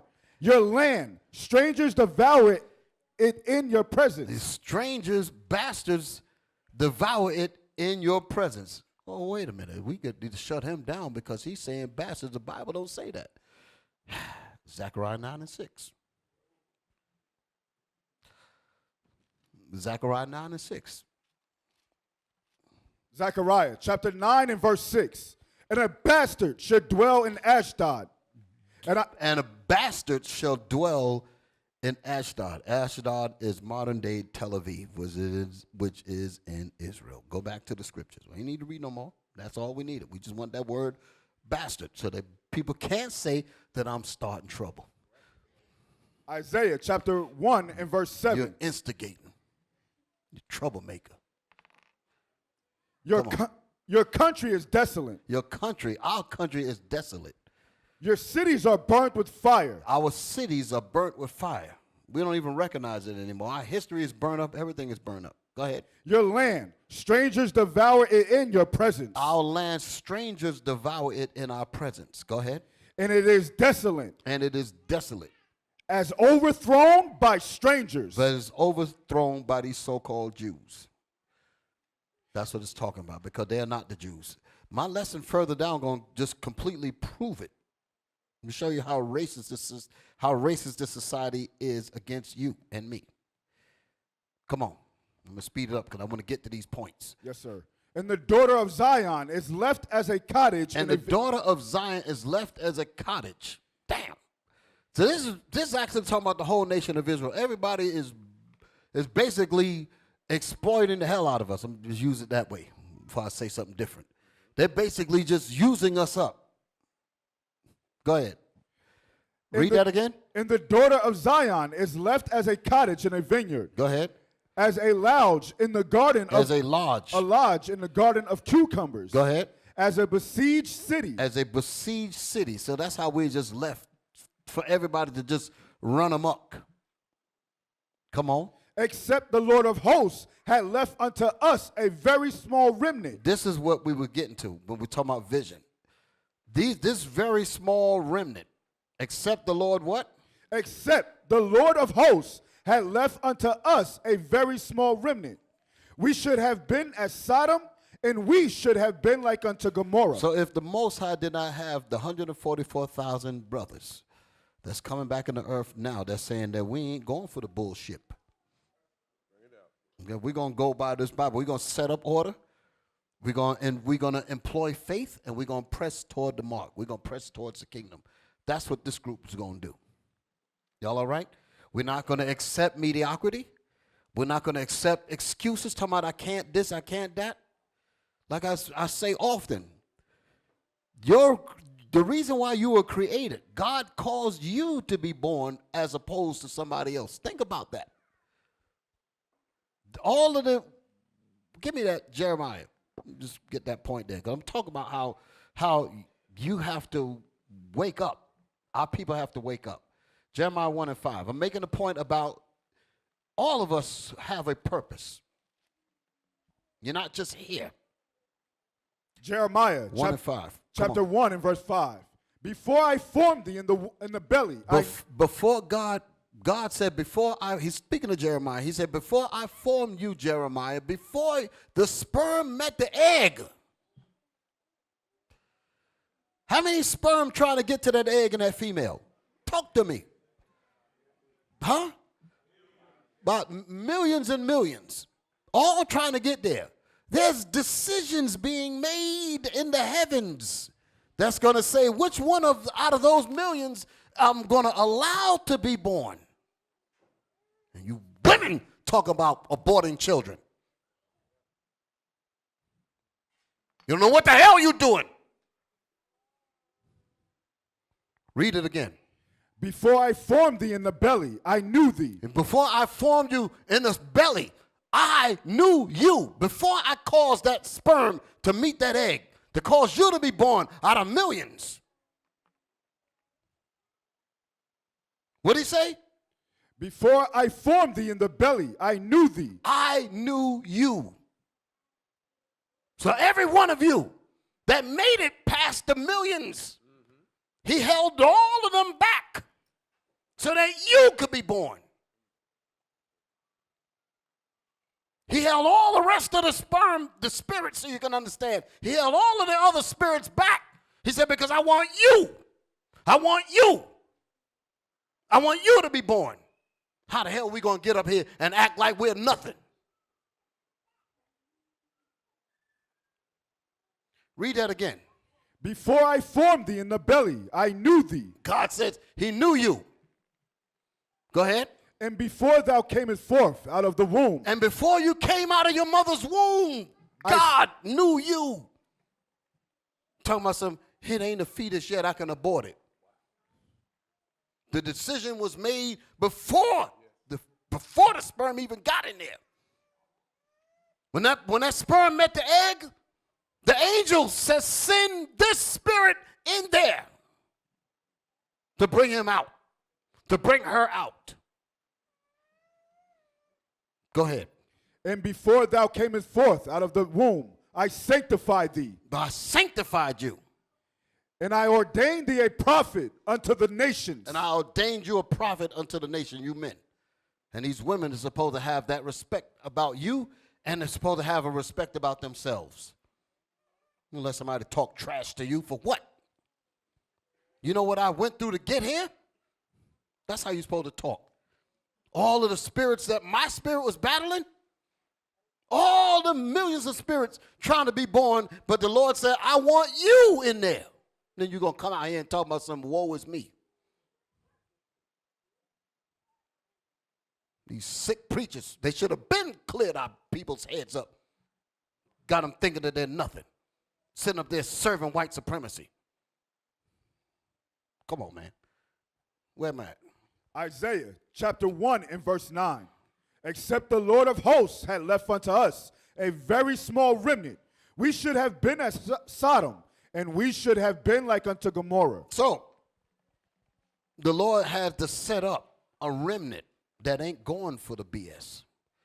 And with this remnant, we're going to employ the vision, and we're going to use faith to back us.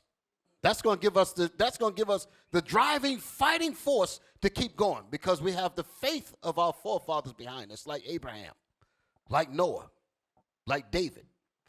These men, these mighty men.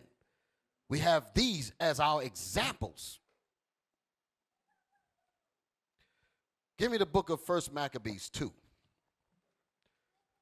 Because it's something that we have to realize. The question is, what is it that all other nations and even animals and even insects like the ant What is it that they practice that we don't? That we don't do as a collective, I should say. We don't have organized unity. The insects have organized unity. You go out there and hit one of those wasp nests that be hanging on these trees and buildings and all that. Ain't one gonna sting you. The whole house gonna tear you behind up. I ain't never got stung by one because I have enough sense to stay the hell away from that thing. Huh? The Bible taught me that. There's a time to love a hornet's nest, and there's a time to hate a hornet's nest. Stay away from that thing. You go up there and hit it. Preacher said, love your enemies. You're behind going straight to the hospital. Where am I? First Maccabees 2 verse 48. We're going to read 48 down. Yes, now, sir. What am I talking about? Why am I doing this? Okay. As a collective, get my thoughts together. These men, these 144,000 men, because this is our job, we have the job of organizing the talents, organizing the people. Just like when they wanted to build whatever they built in the society, they had to organize resources and put them in the proper array, put them in the proper order so that the structure can be built. Like when we built things in here, there were certain materials that we had to get, certain types of screws, nails, glue, whatever it took. Had to assess the people's talents. Who has the talent to do this? Sisters, who have the talents to do that? Brothers, who have the talent to do that? Sisters, who have the talent to do this? We had to assess and organize the people's gifts. You have a vision, and then you organize the resources so that it can be built. That's what we're about to read here. In short, there's a lot of verses here, but the essence of what I'm going to bring out here is to show that there had to be a mind to know how to set up certain things in certain areas. Y'all all right? Let's read it. Now we're going to read about our forefather Mattathias, okay, coming out of the when the temple was ransacked by the Greeks, and we're dealing with that now, okay? And this was a time when the Greeks came against the holy city and destroyed our temple. Our forefather, like Mattathias, rose up, and he had access. He had to access or to assess the ability of his sons. He knew their strengths. He organized his sons to operate in battle according to their ability. He himself relied on the examples of faith demonstrated by our fathers in their time of distress. Y'all understand what I'm saying? And he's going to use that faith. He's going to use the wisdom and the knowledge of the forefathers to help him encourage what's happening at this moment. Let's start reading. 48. First Maccabees, chapter 2 and verse 48. This was right before we rededicated the temple. That's what this history is going into. It was after the Greeks had besieged it. Come on.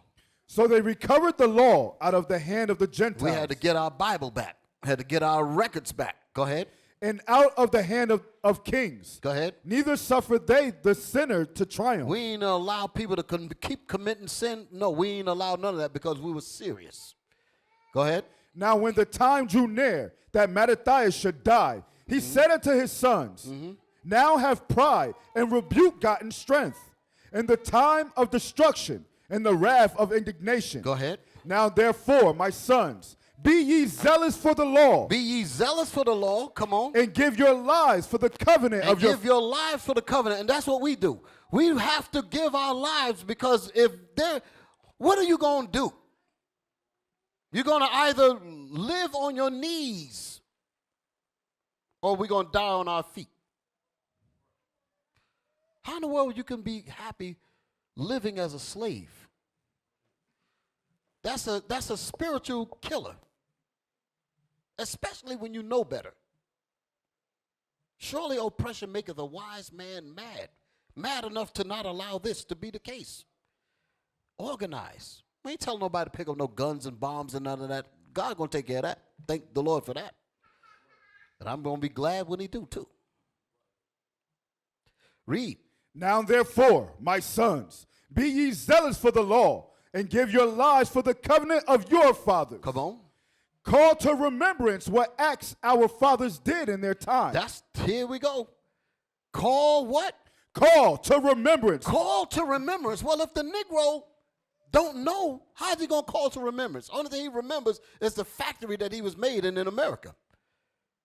They say CRT, no, get rid of that, because they don't want you to know nothing about your history. Get rid of 1619, the history that surrounds that, get rid of that. Get rid of Deuteronomy the 28. They're trying to shear off our whole background. Think about this here. I've been wanting to say this for a minute. Here we are as a captive people, where you have a vicious, vermin, virulent beast over us that robbed us of our history and takes control of our future. What does that do for us? That locks us into the immediate present. That's the recipe for a perfect consumer. That's the reason why we could spend billions and billions of dollars a year, every year on Christmas, because we have no hope, because our vision to look forward is managed by our oppressor. So you can't even imagine nothing beyond your immediate sight. So why invest? Why build? Why try to keep this together? Well, we ain't going to be here till tomorrow. Why try to work together and hope in vision and hope for the future? Do something for your babies. Do something for your brothers and sisters. Well, if you got a people that's saying no, you don't have any kind of dictates in terms of what you're going to do in the future, because I'm taking credit for all of that. So you can stop thinking about that. So you just stay right here in the presence. Here's some Nike sneakers. Here's some rims. Just live it up. Here's some dope. Just be happy right where you are. I can't go back because you took my pants from me. So I'm just locked as a perfect consumer. And every dollar I get, I'm going to waste it frivolously, because I have no goal. I have no desire. I have no plan. I can't think. I can't envision. Architecture, building, what? For what? Call a white man. Me plan? Plan for what? Man, I'm just happy sitting here on my rims and my Timbs and my rims and, you know, and my dope and my alcohol. Give me some weed.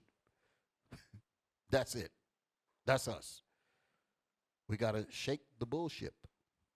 That's what's happening here. That's what we're talking about. Read that statement again.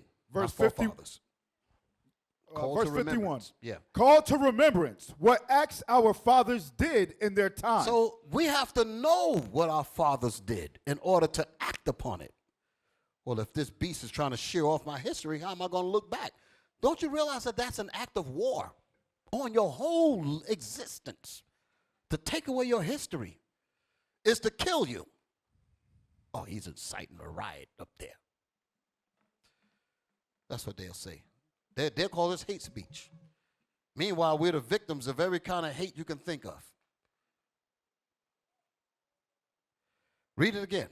Call to remembrance what acts our fathers did in their time. In their time of distress, in their time of tribulation. Come on. So shall ye receive great honor. So if you have this remembrance, it will employ you. It will cause you to act in wisdom. Surely oppression maketh a wise man mad. Well, when wise men get mad, they organize. They put together. They envision. They plan. They direct. They instill discipline and direction. That's what they do. When wise men get mad, when wise men realize that the oppression is on my back, what am I going to do? I'm going to employ what God gave me. That's what I'm going to do. Because I'm not here by an accident. I'm here because God put me here. I'm not going to just sit here and just wither away to the whims and whims of white supremacy. No. Read that again. So shall ye receive great honor and an everlasting name. So if we rely on our history, if we rely on our background, on what our fathers did, the vision that they had, that's what it said earlier in the definition. They have experience. That word was there. It said that one of sagacity employs experience, knowledge. It mentioned those things. Well, experience comes from your history. You yourself don't have to physically experience if you know how to operate as a nation. I used to listen to this program in New York called, well, it was during the rap era, Mr. Magic's Rap Attack. How many of y'all know what I'm talking about? Even the tapes even came down here at times. I've seen it. I've heard them. Okay? At the end of his program, he would say that any man or woman could learn from the mistakes, could learn from their own mistakes. But it takes a wise man or a wise girl like you to learn from the mistakes made by others. That's what we're talking about here. Your experience, you can read about the experiences and the mistakes that your people made. Why in the hell do we have to be doomed to repeat it over and over again when we can look at history and say, well, my fathers taught me to not do it that way. But when someone cuts your history off and you allow it, that means that you will go through the bear trap, not realizing that your fathers already went through that. And you can learn not to do that. Learn from the mistakes made by others. And then they give you a record. Son, don't do this. Daughter, don't do this here. It boggles my mind. I'm going to say something concerning these women. It boggles my mind how women have daughters and they know the crap that they went through. And they don't teach their daughters a damn thing. You're going to allow your daughter to go through the same shit that you went through. Because you don't have the fortitude to sit them down and tell them how it really is. That thing really bothers me. Same thing with our brothers. You got sons. You see your sons struggling in certain things. And you know yourself that you went through the stuff. And you won't tell your son nothing. You allow him to go through the same crap that you went through and end up dead or in jail.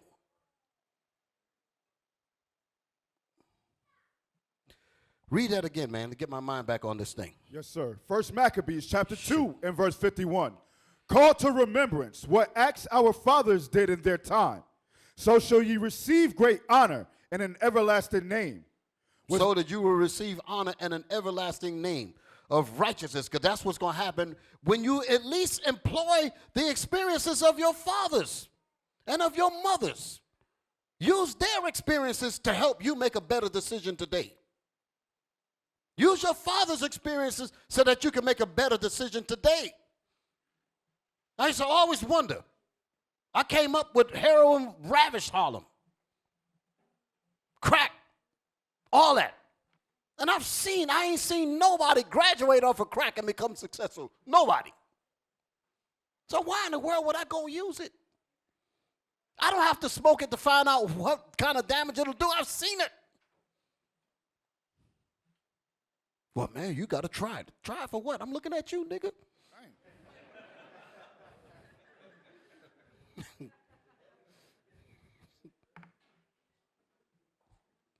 Read. Was not Abraham found faithful in temptation? And it was imputed unto him for righteousness. It was imputed upon Abraham for righteousness because of the trial that he went through. He was put to the point of having to sacrifice his own son. The Lord Spirit told him, said, listen, go in there. There's a what was it, a lamb in the thicket? A ram in the thicket, say, get that. But he tried him. That's an example of faith right there. Come on. Joseph, in the time of his distress, kept the commandment and was made Lord of Egypt. Think about this. Think about Joseph. He was being tempted by who? Potiphar's wife. You know, everybody always talk, but they try to imagine what she looked like. He's running over Egypt. So you know his wife did not look like Precious. Huh? His wife was bad to the bone. And she trying to throw it on him. Oh, Joseph. Brothers get all weak. And he said, no, this ain't the law. This is adultery. Let me get the hell out of here. Read that again. Yes, sir. Joseph, in the time of his distress, kept the commandment. He kept the commandment. Come on. And was made Lord of Egypt. This man got scruples. He got sagacity. He's got wisdom. He's got intelligence.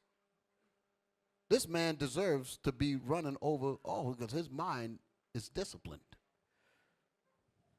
Come on. Phinehas, our father, and being zealous and fervent, obtained the covenant of an everlasting priesthood. Since Phinehas saw some evil going on with the man and the woman in the tent of another nation. He said, this right here going to get Israel killed.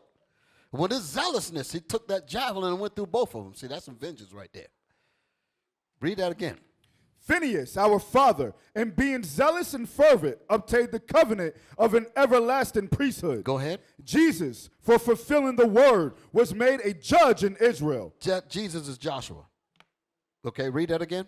Jesus, for fulfilling the word, was made a judge in Israel. He was made a judge in Israel. Come on. Caleb, for bearing witness before the congregation. These were the only two that made it out of the wilderness, Joshua and Caleb. But all the rest of Israel, that original group that came out of Egypt, got to get put to death. Go ahead.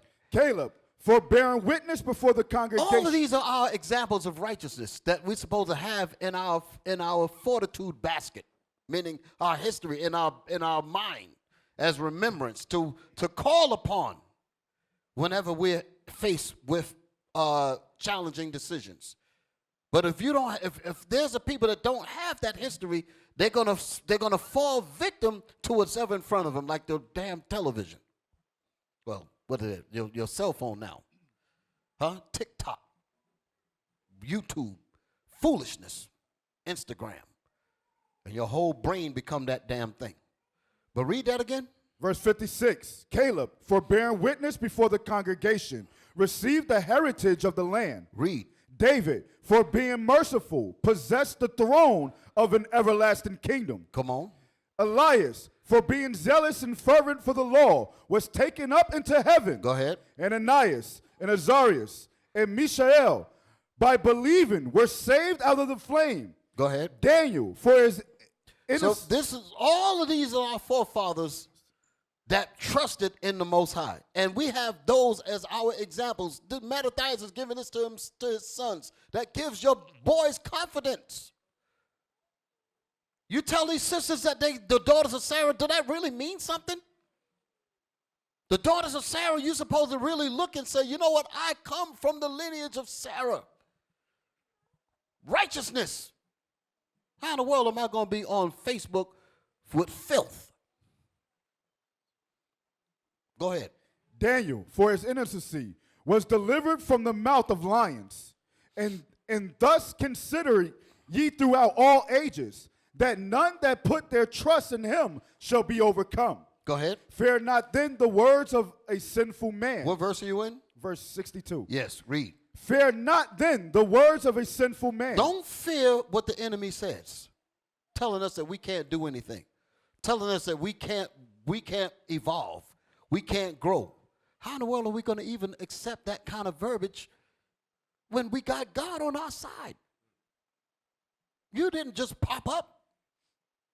You didn't just create. You didn't just pop up here. There was direct involvement from God himself.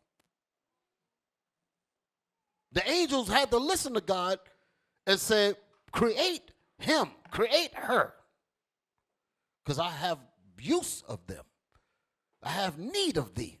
We're going to come out here and allow ourselves to be nothing. Read. Fear not then the words of a sinful man, for his glory shall be dung and worms. Anybody that speaks in bold opposition against Israel, the Most High said, surely you know his day is coming. They're going to be doo-doo on the ground. That's what the Most High is saying.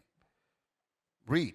Today he shall be lifted up, Today, that's how we're looking at them now. Oh, look at Esau with all this stuff and all the nations they doing it, they glorifying. Today they all live, well, actually they're coming down now. But they had a time like the 50s. Riding around, nigga, with Confederate flags and all that. Nigga, go home, all that business. You be like, go home where? Nigga, you bastards, you took us from home. Where the hell we gonna go? Oh, back to the slave quarters where we put you niggas. That's what goes through our mind. Read. Today he shall be lifted up, Today he's all proud and pompous. and tomorrow he shall not be found. Thence will I bring thee down, saith the Lord. That's where they're at now. They're on their way down. Decadence has set in. All praises to the Most High. I'm glad for that thing. Give the Lord a hand.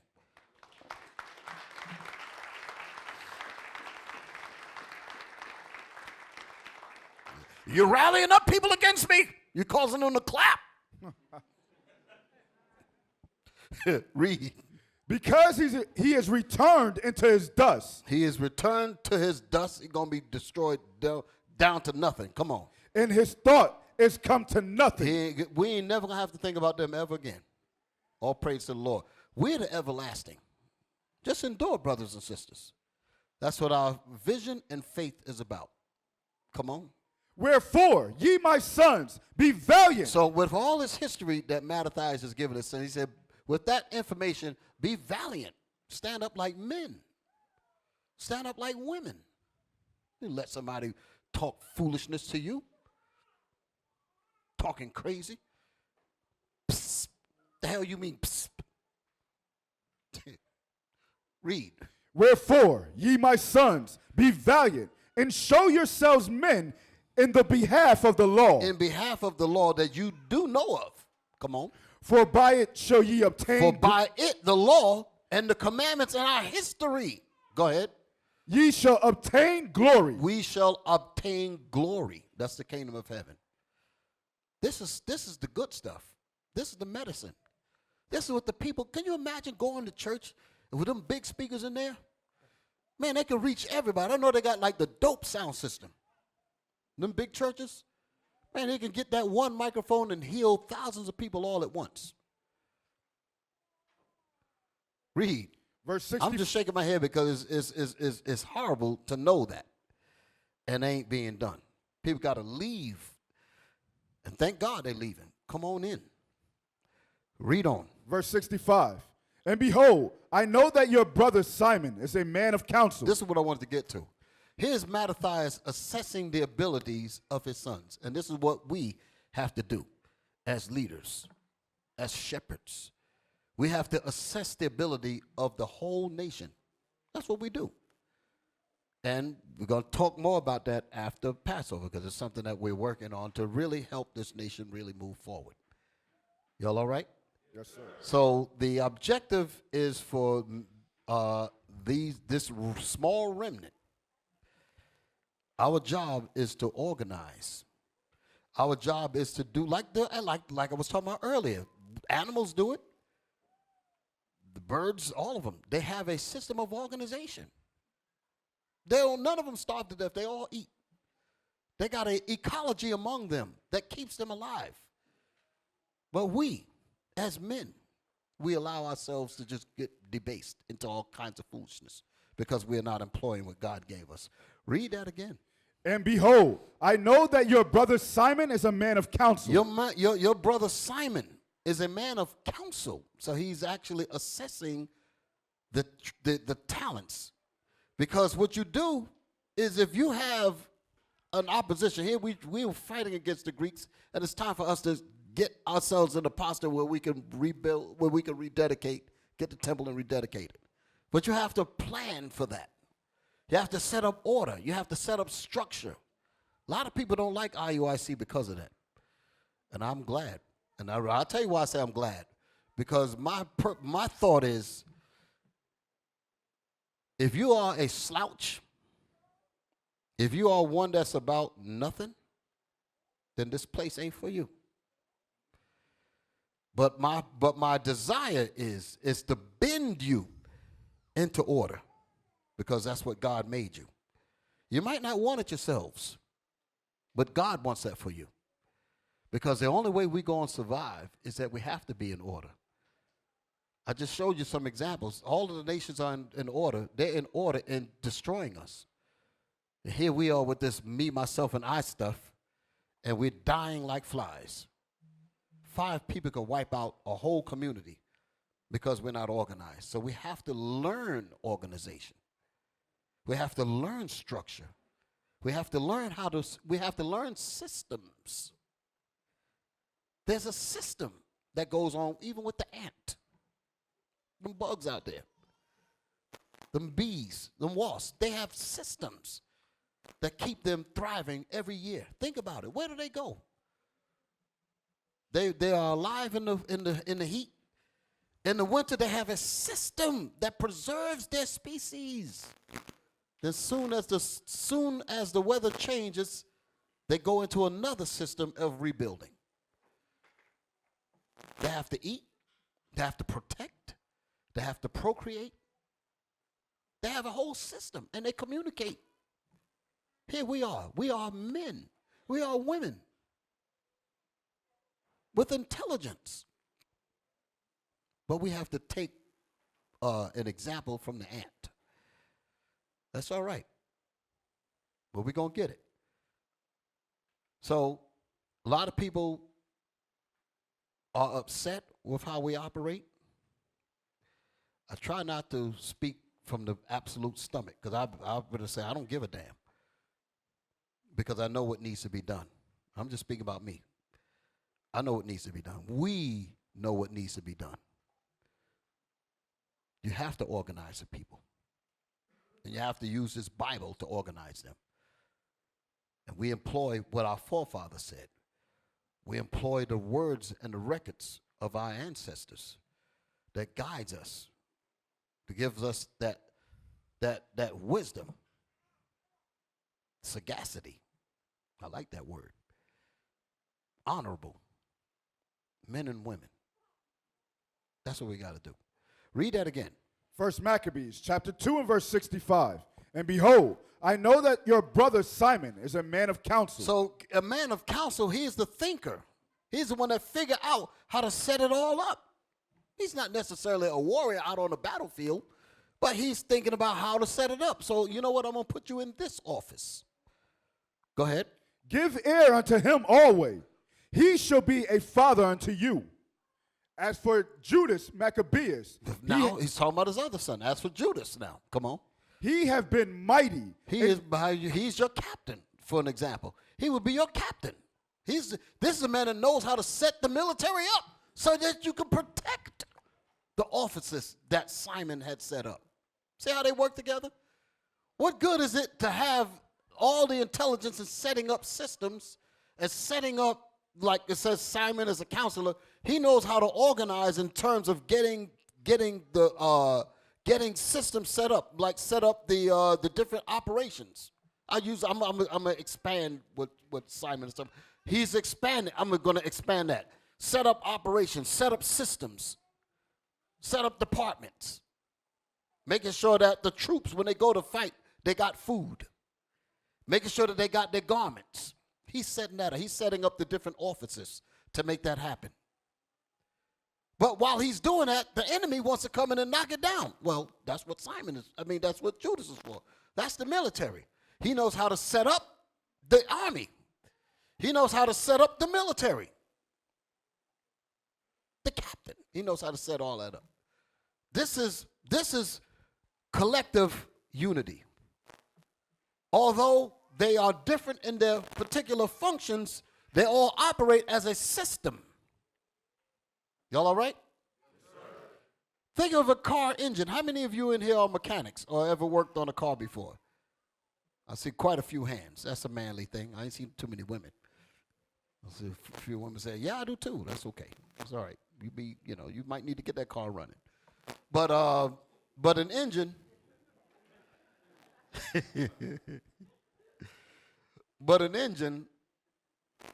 talk about systems now. You have a fuel system. You have an electrical system in an engine. The engine is the nation, so you can understand. I'm breaking it down. The engine is the whole nation. You have the fuel system. You have the electrical system. You have the air filter system, the air that what they call it, the air intake, the help get the air into the engine. There's other systems. I'm not even thinking of all of them.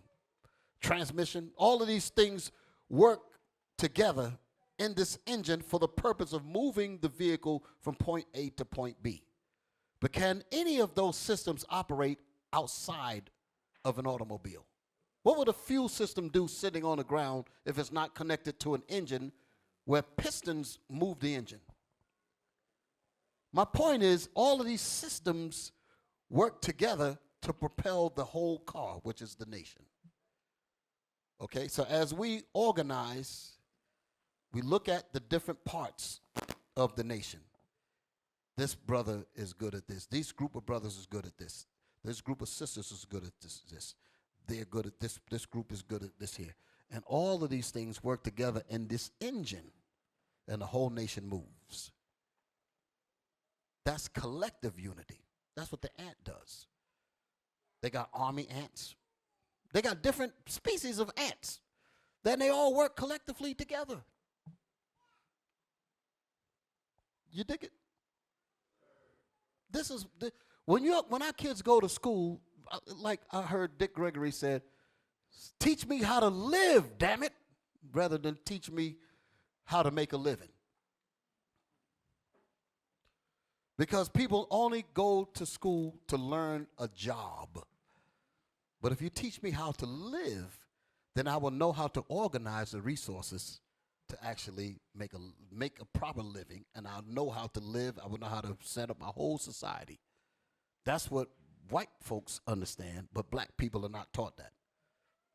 You think the reason they didn't want you in the classroom with them because of your black color? No. They wanted to talk about real education while they just taught you how to work on a job. They love your color. What the hell are they doing in the sun trying to get it? They love what you look like.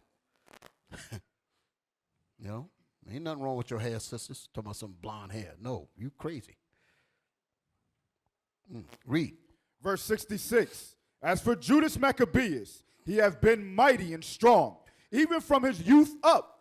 Let him be your captain and fight the battle of the people. Take also unto you all those that observe the law. So you have to also take all those that are good, that are lawyers. You got to organize them that know how to judge. This is court. This is courts. This is jurisprudence. That has to go down as well. Because at war, you're going to have problems. You're going to have even little skirmishes and insurrections, if you will, among the warriors, among the people that's working in the systems. You have the whole people like you have the seamstresses. They might have a little spat between them and stuff. People that's working in the food industry, among that need to feed the troops, they might have some issues going on. But a body of lawyers that we'll be talking about, those that are zealous for the law, they will know how to apply the law to resolve all of those. That's the kind of unity that I want to see. I want to see that kind of nation. That's what, and I believe that you can do it. I have no doubt that you can do it. You're the greatest people that ever put your foot on this damn planet. I just want you to believe that. Accepting mediocrity for what? When I see these brothers graduate the 300 program, see these brothers graduate from the MOV and the different programs that we have, that's just the beginning of greatness. And it's a huge thing because brothers and sisters outside that's learning in these cemeteries called church, in these cemetery row seating in these schools, they don't get to see men like you. And they're baffled, they're blown away when they see the unity among us and they see how we operate. That blows them away. They don't understand it. But we get a chance to demonstrate that to them and say to them, say, listen, brother, I didn't come from outer space. I was in the ghettos with you. And if I was able to do it, you could do it too. That's a way of giving them, being prepared to give an answer to those that ask you the reason of the hope. They say, well, how is it that you have hope? All I see is dope and prostitution and this and that and the other. How in the world did you have vision? And you was there with me. Then you get to expound on him and get to wake your brothers up, get to wake your sisters up. Read.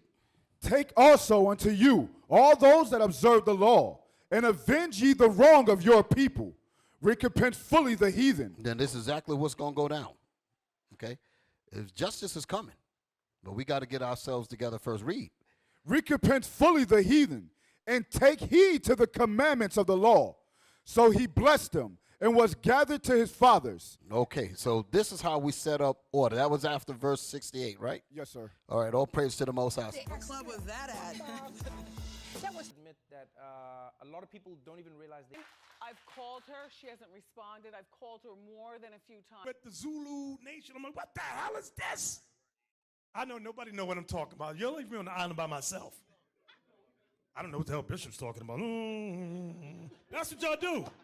Then after class, yeah, I knew what you were talking about. I just don't want to be caught out there. The hell is this? Get on my damn nerves. So read that again. Shalom, this is Captain OC of the IUIC Booster Club. Today I'm going to show you and tell you how you can join the Booster Club. The first thing you're going to do is you're going to send an email to iuic.fundraising@israelunite.org. In the body of the email, you're going to include your name, where you congregate, and how long you have been with IUIC. Once you sent this email, wait for a response, and then you too will be a member of the IUIC Booster Club. Shalom.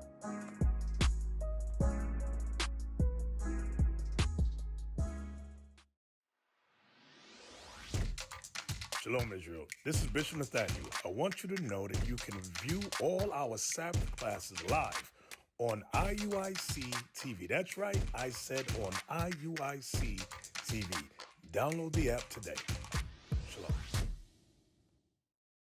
So now, that's what organized unity is all about, what we just saw. Knowing how to set up the nation. That's what the vision is about, and we have faith in this vision to push it. Some might really see us as like dictators, so to speak, like we really push hard on you. Some of the greatest teachers that I had were those that really put their foot to say, listen, I hate to see you squander. There were some black teachers that I came up that I knew. When I was in third grade, one particularly, it's something about certain teachers that really made, I'm talking about in public school. I'm PS 154 New York. I went there. It was in the third grade. Her name was Mrs. Smith. She was all about the Africans. She wore an afro, the big earrings. It was, like Angela Davis. That's how she looked. And she would always talk wonderful to us. She always sparked greatness in us. She always gave great expectations. She didn't want to see any of us come to school with a problem like we couldn't do. She would take the time and invest and talk with them and then call their parents if she had to. And nurture that seed of greatness. This is what we are about. Okay, so this is what we look to do, because there's greatness in you. And if we seem hard, it's because we know that the greatness is in you, but it's covered up with BS. It's covered up with doubt. It's covered up with inferior teachings and crap that you get when you go out in this world. Our job is to break through that and bring out the real you. That's the reason why we do it. It's like we see something in you that you yourselves don't see. And a lot of us been through some hard trials. We've been through some stuff, some of us. Some stuff that I went through in this truth years ago. So, the greatness is in us, brothers and sisters. We have a new day. Today could be the beginning. Forget about yesterday. Today could be the beginning where we could take on the righteousness of our past and apply it to our lives today and move forward as one in unity. And we can get everything done. We're looking at the other nations. Ooh, wow, look at what they did. And you think to yourselves, they got 2 hands, they got a head, they got legs, they got a brain. Hell, I got those things. What the hell's wrong with me? Why I can't do that? What is it that they have that we don't have? Besides Satan. Because they got Satan, we got God. You all right? But we can do these things. We can do this. Proverbs 29:18. Proverbs chapter 29 and verse 18. So our job is to execute this order, this vision.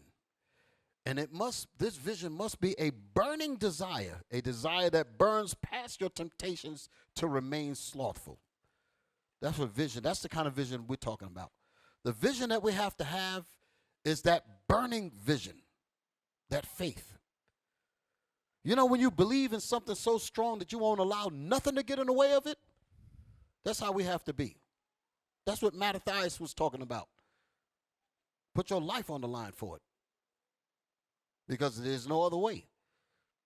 When you employ this kind of vision, it has to be like a burning, passionate burning, where you won't accept nothing less than the best. Some of y'all know me in reference to how we keep this school clean. Y'all all right? And I'll be looking, I'll be checking certain things out. They up there laughing because they know. And I'll be ringing phones all night long. So what the hell is this?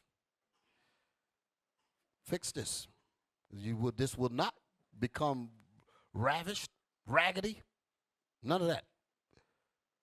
And the reason, let me tell you the reason why I'm doing this in particular, is because this right here has to be the foundation of everything. Need to be able to see this and say that is the standard by which we need to deal everywhere else. You follow me? And I am not in about mediocrity.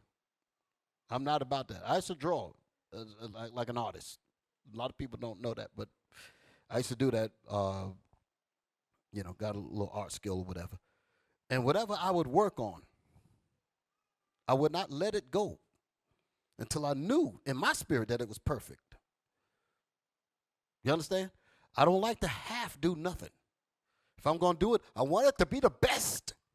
I don't give a damn who's looking at it. I want it to be the best, and that's what I want to see from you. Because you're that people. The scriptures say, be ye perfect even as your Father in heaven. The scripture, what Christ said, like Christ, like he tells us to be. I want to follow that example. I want to see nothing half done. Put your best into it. Because people behind you need to see that greatness. Why are you going so far with it? Why are you putting so much effort in it? It's because I'm not only doing this for me, I'm doing this for you too, so that you don't be a slouch when it comes to this. So you don't be slothful. Because I'm not going to be here forever. All of our days on this earth are numbered. I'm not going to outlive all of you. That's a joke. Many of y'all will outlive me from this time point. You get what I'm saying? And whatever I can do, I'm just talking about me. I'm sure I'm speaking for the bishops, the deacons, the captains. I'm speaking for all of us that have a hand in leading this flock, that have a hand in shepherding this flock. If we can leave you with the desire to keep this truth going in the right direction, because our people need it. Our people need it badly. I want y'all to, every once in a while, I think about certain things.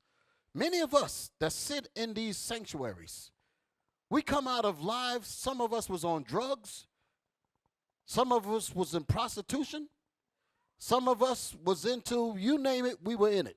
Murderers, some of us were architects, doctors, because people only think that we only got like the rough brothers and sisters.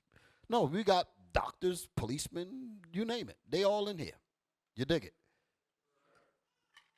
we have to, you think about the bad stuff, per se. People that were drug dealers, I'll use that. People that were robbers, rapers, violent gang members, things of that. Let's use that as an example. They're not that anymore because they're here. They've been cleaned up. Think about if IUIC wasn't in existence in many of these men's and women's lives. Where would they be? Where would they be?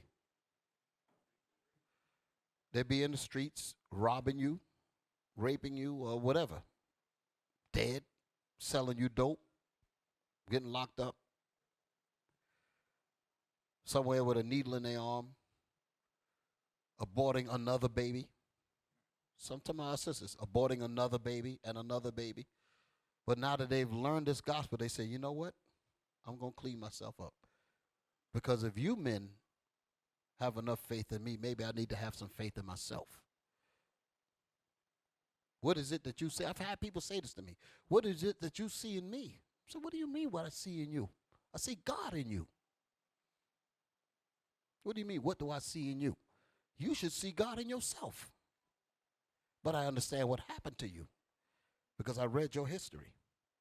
And let me show you, my brother. Let me show you, my sister, what happened to us. And if I have enough faith in you, and I'm a mere man, just like you're a woman, just like you're a mere brother. I said, but if this helped me, why can't it help you? That's the love that we're supposed to have for each other. That's how we're supposed to deal with each other. That's how we have to be. And this society don't want us to get there. The hell with them. He's going to perish like his own dung. But the Lord going to raise us up.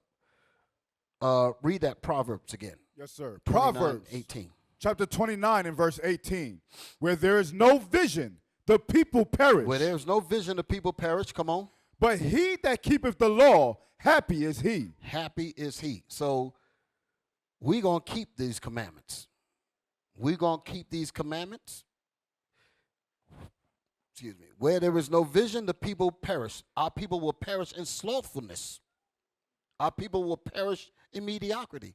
It don't necessarily always mean perish in death. If there is no vision for the people, you will become stagnant, and qualities of where you once sat will begin to erode because of bacteria and bad thoughts, filthy thoughts, Instagram. Filthy communication, family members, things like this will begin to erode, or like the Bible says, will begin to corrupt your good manners. Evil communication corrupt good manners. That's what will begin to happen to you. So you ain't stagnant, you're going into the reverse. So if there is no vision to keep forward, you will perish in those things, and ultimately you will perish in your life to death. Okay? Then it says, what? But happy... It says, but he that keepeth the law, happy is he. Happy is he. It's against the law to be slothful in this truth. For us to be slothful, that is against the Most High. Okay? We are not to do that. So it is for us to be happy in keeping his commandments. Keep what the Most High said. Proverbs 23 and 7. Proverbs chapter 23 and verse 7. For as he thinketh in his heart, so is he. For as a man or woman thinketh in a mind, they become what's in their mind. They become what they think. Okay? Read it again. For as he thinketh in his heart, so is he. So is he. Go ahead. Eat and drink, saith he to thee, but his heart is not with thee. His heart is not with thee, meaning his mind is not with him. His mind is not with you. That's how it goes. You're sitting with somebody who's not in the same mind as you. Like sometimes you can hook up with the wrong person. And if their mind is not according to your mind, you're sitting with them, you're eating with them, but their mind is not of your mind. Which means you're going to become corrupted. And your mind ain't going to be right no more. For as you think it in your heart, that's what you're going to become. So if you have a thought of righteousness and making things happen in the right order, and you're sitting and eating with someone that's not thinking that way, your good manners will become corrupted, and you will no longer think properly. For as he thinketh in his heart, so is he. Eat and drink, saith he to thee. He said, come, eat. Come sit down with me. And you're thinking that you're on one accord. But his mind, the scriptures say, but his heart is not with you. His mind is not in agreement with you, but you're sitting with them. You're entertaining yourselves with them. This means that you cannot unite with a slothful person whose mind is not of your mind. That's what that second part of the scripture means. Y'all all right? Yes, sir. You get the point? They'll say, come, sit, come. And you think that you're on one accord. But their mind is not of your mind. And your mind will change. So you have to be around people. You have to be around a collective unified people that's thinking in the same direction. That's how you get things done. I had some, give me Romans 12. Romans 12 and 2. So it's about us changing our minds. This is all dealing with vision and faith. Changing our thinking. Romans chapter 12, verse 1. Let's start with that. Yes, sir. Romans chapter 12 and verse 1. I beseech you, therefore, brethren, by the mercies of God, that ye present your bodies a living sacrifice. That we present our bodies a living sacrifice, meaning discipline every nuance about us. Discipline your thoughts, discipline your habits, discipline your thinking, discipline all of that. And that's a reasonable sacrifice to get rid of those things because Christ died for us. Come on. Holy, acceptable unto God, which is your reasonable service. It is our reasonable service to sacrifice the bad habits that we have. Get rid of it. Get the leaven out of our spirits. Get rid of that thing. Get the evil and the malice and the evil surmising and the evil thoughts that we have with each other. Get rid of that. We want to hold on to it because we think, I'm going to hold this grudge no matter what. No. Make amends with your brothers. Make amends with your sister. That's our reasonable sacrifice because Christ made amends with us. Think about that. He had his body put on a cross, not for himself, but for us. And here we talk about what we can't do among each other. Wow. Read. And be not conformed to this world, but be ye transformed by the renewing of your mind. But be ye changed by the renewing of our minds, to renew our thinking into the faith that our forefathers demonstrated. So we got all this history behind us. Give me my video. The video that I have. But before I play it, let's read the rest of that. Yes, sir. That ye may prove what is that good and acceptable and perfect will of God. That we may prove that's right, you got to hold it. That we may prove, I'm just trying to find it, that ye may prove what is good, that good and acceptable, perfect will of God. This is why we change ourselves. We conform to this. We change. We exercise discipline to get rid of being an immediate consumer. For an example, like I was talking about earlier, how we only think about now and me, myself, and I, and don't think about my brothers. Sacrifice that off. And it's going to take work to do this. It's going to take real will to do this. Let me give you an example of the program. This was many years ago, but this was the reason why we did it this way. Show it to him. It's Captain Shem instilling discipline, teaching discipline to the men. Come on with it. Your head is up, your chest is up. Several of you like to look around because you have the discipline of a goose egg, meaning you have none. You're supposed to be looking straight ahead. That's what your job is. It's not a giant damn bumblebee, it's a drone above you. Why are we looking at the doggone drone? Hey, son! lot of times, some of us, especially the men, and we Captain Shims, if you will, is all throughout IUIC. We have that program that set that up. Y'all know what I'm talking about.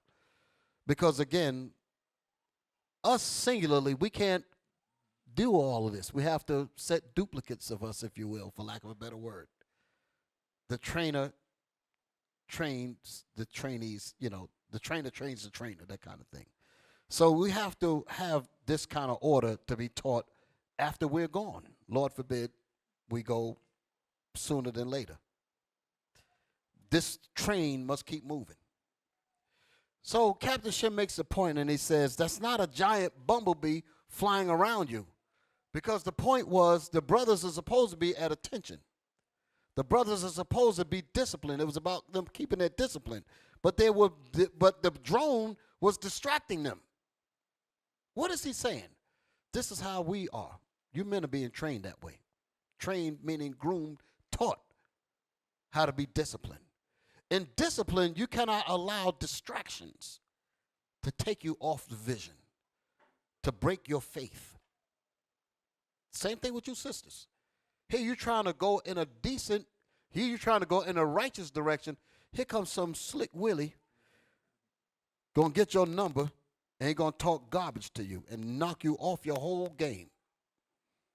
Because you've laid down the discipline. You've let the discipline fall to the side.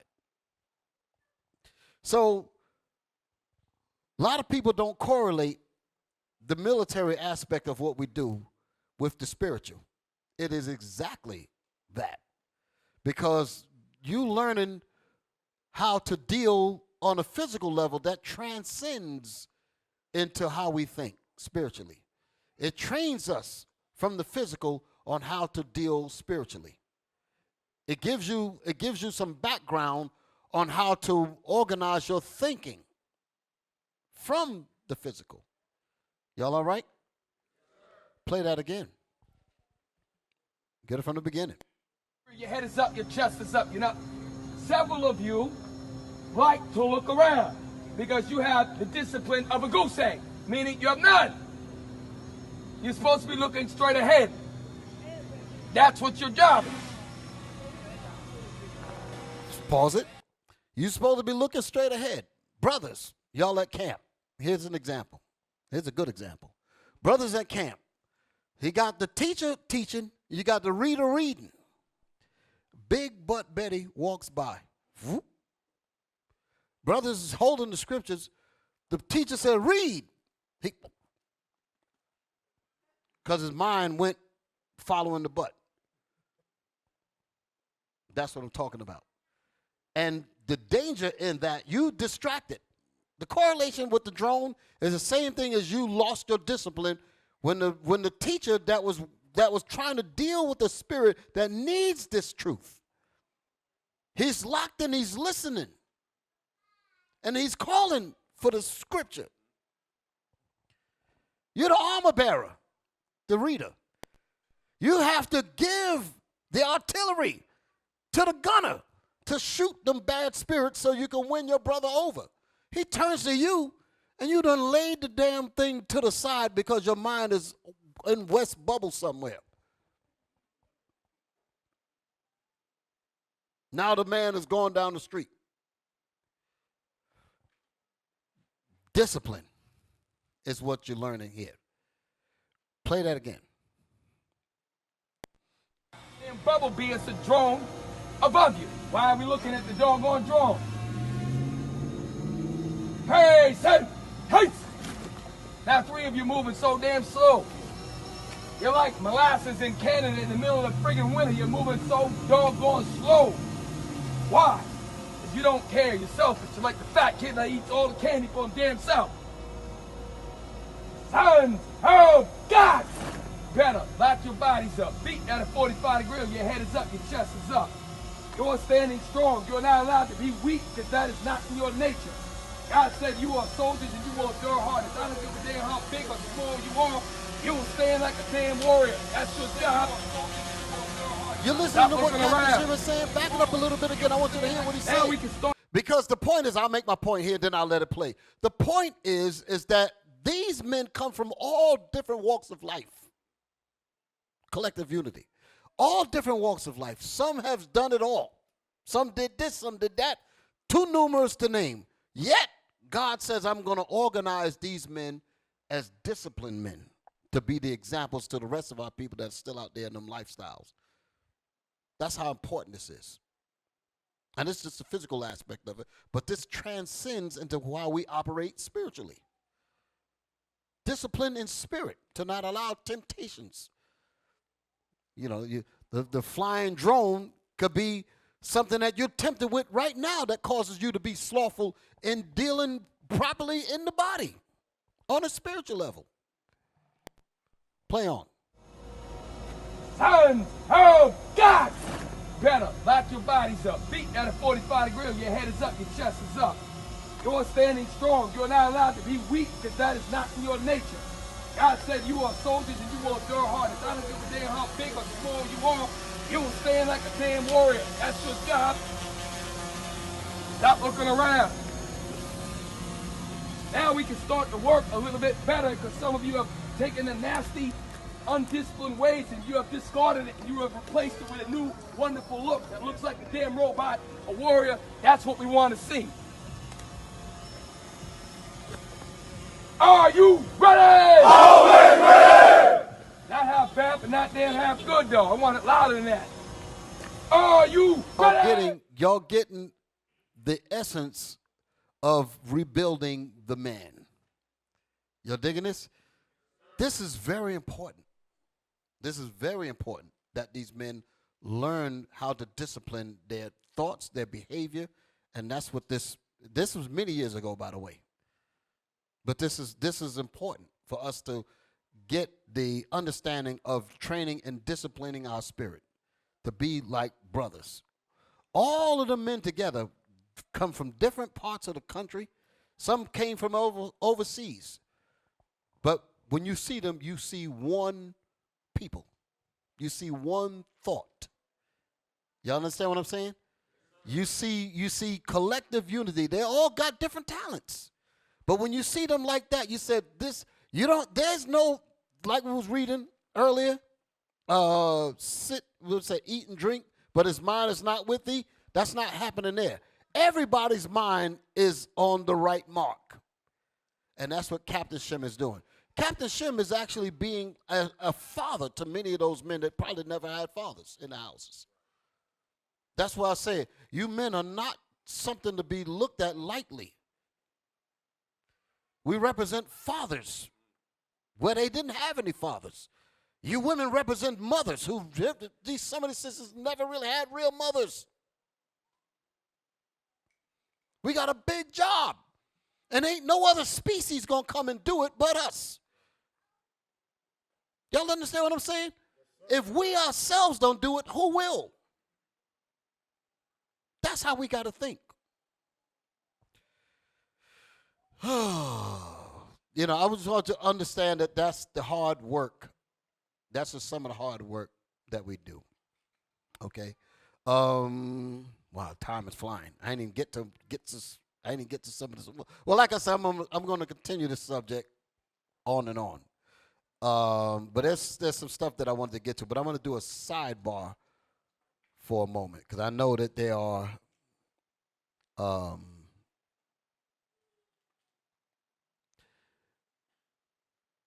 you know, in reference to the video that we just saw, I want everybody to understand that the hard work that's involved in cleaning up our men.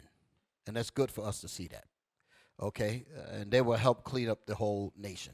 So that's the importance that I wanted y'all to see. But I particularly want to say this here because temptation comes to those brothers as well. Okay, I'm going to do a sidebar. I'm going to deal with these sisters in a minute. These men trying to get themselves together, trying to come forward and do what the men before them have not done. I'm talking about their immediate men. In the history it's there.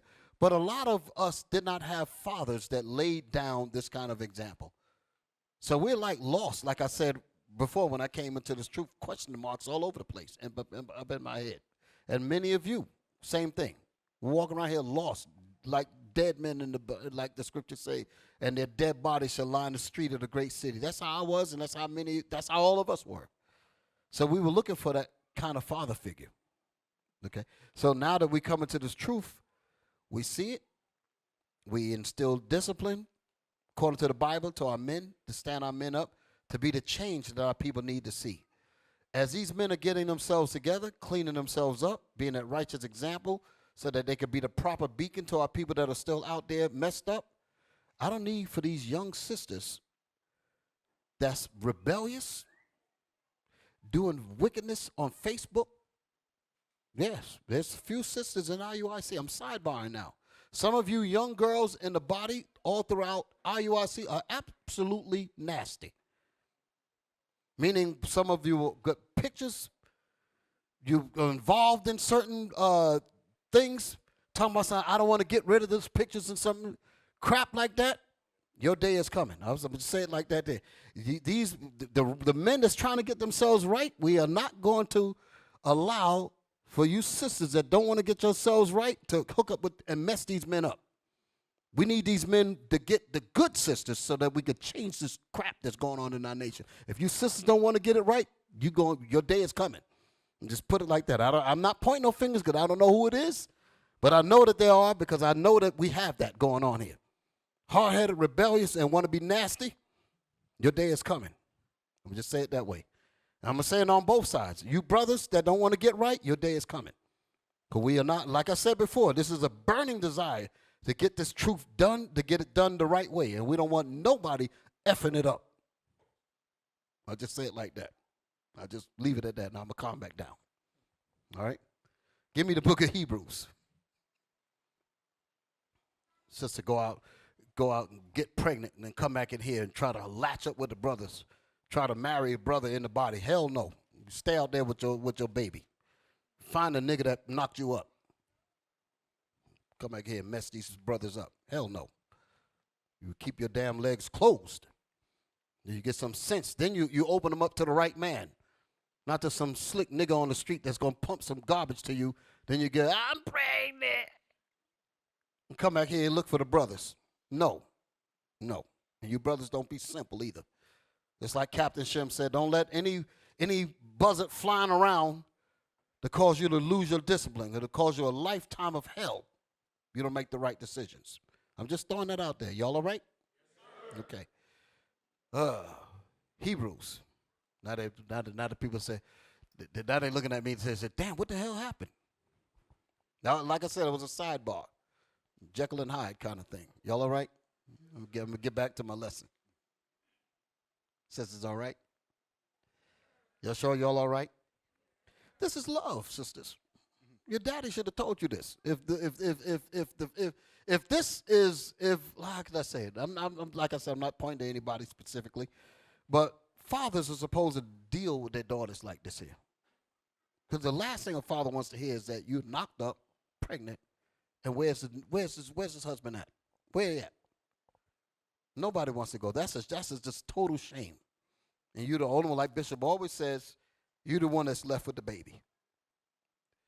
And then you say, well, I can't have fun anymore, so I want to abort it. I want to get rid of it. And you're creating sin on top of sin. And you're killing what God meant to create. And you're going to pay for that. So you better have some discipline over that butt. Okay? Hebrews. Let's explore faith now. Hebrews 11:1. Hebrews chapter 11 and verse 1. Now, what I'm going to do, I'm going to read a little bit of this, and I'm going to get into some of the stuff that I have in here, because I had some stuff that I want to show y'all, and then I'll jump back up in the lesson the next time I teach to continue this, because I want to continue everything that I got here. Y'all all right? So let's read this and talk about our faith. I'm going to move around a little bit so I can get to my points, because like I see time is flying. It's almost 9 o'clock already. Wow. Come on. Faith, Hebrews 11:1. Hebrews chapter 11 and verse 1. Now faith is the substance of things hoped for, the evidence of things not seen. Again, there's some great qualities in the way these words are lined up. Meaning, what we were talking about before. Man sees an open field. I need a house, he'll say. I need, I need things to be built here. We set up we set up. Let's use this building. We came in here, it was empty. We put what we put in here. Faith is the substance of things hoped for. Our faith is demonstrated by the works that we put in, right? And it is also the evidence of things not yet seen. People see us coming together. They see us organizing. They see us building. They see us building systems. They see us building relationships. They see us repairing families. They see us doing great works. But as they see it, what we're hoping for is the kingdom. As we continue to work towards it, they don't see the kingdom yet because the scriptures say it is not seen. Read it again. Now faith is the substance of things hoped for. Faith is the substance. The substance. You're trying to describe what faith is. You can't see faith itself. Faith is only seen by the work that you put it into something that's not yet seen. Example. Man wants to be a doctor or an architect. You see him going to school. He's not a doctor yet. He's not an architect yet. But you see him carrying the architect tubes. I mean, that's what they used to carry when I was going to school. You know, the long drafting tubes. And a doctor. You know, they wear their certain attire. They have certain books or something. And although they have not reached the goal yet, you could tell where they are going based on what you see. You don't see an architect yet. You don't see a doctor yet. But you see the evidence of him becoming a doctor, which is not yet seen. You see the evidence of him becoming an architect, which is not yet seen. But you see the substance of his faith or her faith. They say, well, I can tell what you're going to be because of what you're doing now. That's how faith works. When the Bible says faith without works is dead, how in the world could I say have faith and I'm not doing anything to validate my faith by my works? My works has to validate what I believe in. Faith is having a belief in something that is not yet seen. So I have to work towards it. If I'm working toward it, the mere action that of me working towards it demonstrates where I'm going. And that's the faith. That is the evidence of what's not yet seen because that's where I'm going. You follow me? This is what our forefathers did. They worked to obtain the kingdom, even though they didn't get it. But their hard work and our history behind us, as we look and see them work towards pressing towards the kingdom, we can see where they're going. And the only thing we have to do is join in and follow the line. Read on. Yes, sir. Verse by it, verse 2. For by it the elders obtain a good report. Read. Through faith we understand that the worlds were framed by the word of God, so that things which are seen were not made of things which do appear. You see that? Read. Now jump to verse 7. Verse 7. By faith Noah, being warned of God of things not seen as yet, moved with fear. So Noah moved with fear. He had faith in knowing what was coming, but he had not yet seen it, but he moved with it. Read it again. By faith, Noah, being warned of God of things not seen as yet, moved with fear, prepared an ark. What did he do? Prepared an ark. He prepared an ark, and there was no rain. It didn't rain that time. It didn't rain back then. It was just a mist. The scripture said a mist would come up in the water. So there wasn't no rain. So what the hell are you doing? Why are you, here's another example. Why are you people in IUIC doing what you're doing? Because we have that vision. We have that faith. What is this fool building a boat on sand, building an ark on sand? What the hell is he expecting? Ha, ha, ha, ha. Well, that damn water started coming down. They weren't laughing no more. Same thing here. When the Most High started bringing judgment, they're going to be like, okay, I see why IUIC was doing what they were doing. Then it's going to be too late then. The scripture says, then shall they know that a prophet had been among them. And when this cometh to pass, and lo, it will come, then will they know that a prophet had been among them. Okay? That's what you men represent. That's what you women represent when you operate properly. Read on. By faith, Noah, being warned of God of things not seen yet, moved with fear, prepared an ark to the saving of his house, by the which he condemned the world, and became heir of the righteousness which is by faith. Go ahead. By faith, Abraham, when he was called to go out into a place which he should after receive for an inheritance, obeyed. And he went out, not knowing whether he went. So think about that. He went and established, he had to go from his parents' house and go and set up. And the Most High brought out the nation of Israel from him. But he didn't know where he was going. Read. So again, just like we was reading earlier with our forefather Mattathias, is being reiterated here. How we went back and brought up the examples of faith that our forefathers used. Go ahead. By faith he sojourned in the land of promise, as in a strange country, dwelling in the tabernacles with Isaac and Jacob, the heirs with him of the same promise. For he looked for a city which have foundations, whose builder and maker is God. That's how we operate. We know that God is the captain of this ship. He sent his son Christ to be the leader of this ship, and we're following him. Y'all all right? So what I want to do at this point, because like I said, I'm going to come back the next time I teach, and I'm going to grab the rest of these things here, but I'm going to jump up and give y'all a little something before we begin to close up. Go to Sirach chapter 36. Yes, start right there. This is going to be good. Sirach 36, verse 1. Yes, sir. Sirach chapter 36 and verse 1. Now, I'm going to make this part. I said, make our deliverance quickly. And this is a prayer. I wrote this down. This section of scripture here is actually good to add as a prayer for all of us. Okay? Sirach 36, let's read 1. Come on. Verse 1. Have mercy upon us, O Lord, God of all, and behold us. And behold us, O Lord. Have mercy on us, O Father. Come on.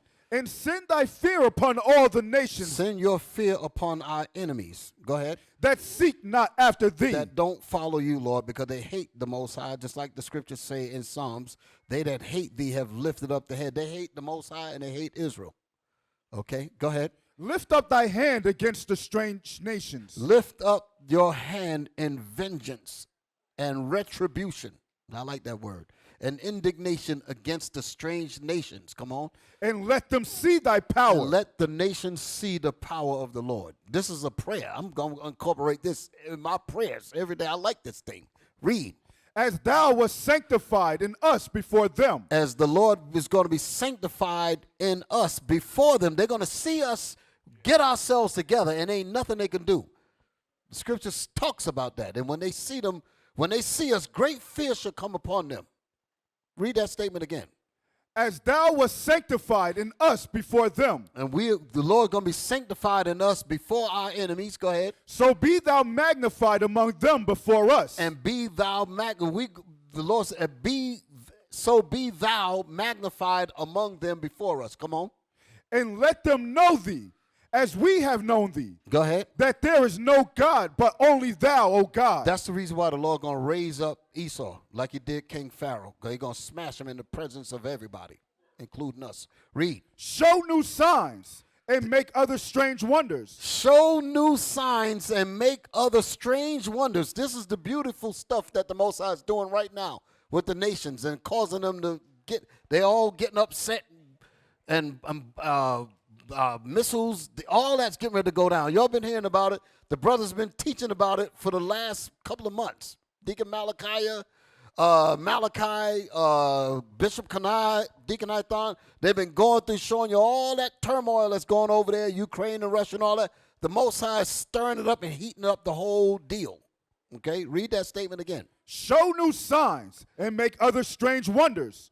Glorify thy hand and thy right arm, that they may set forth thy wondrous works. That they might set forth thy wondrous works. That the Most High is going to make sure that that they may set forth thy wondrous works. Yes. So I say that's a good prayer. But the wonderful works is being done now, but I want to take it back a little bit.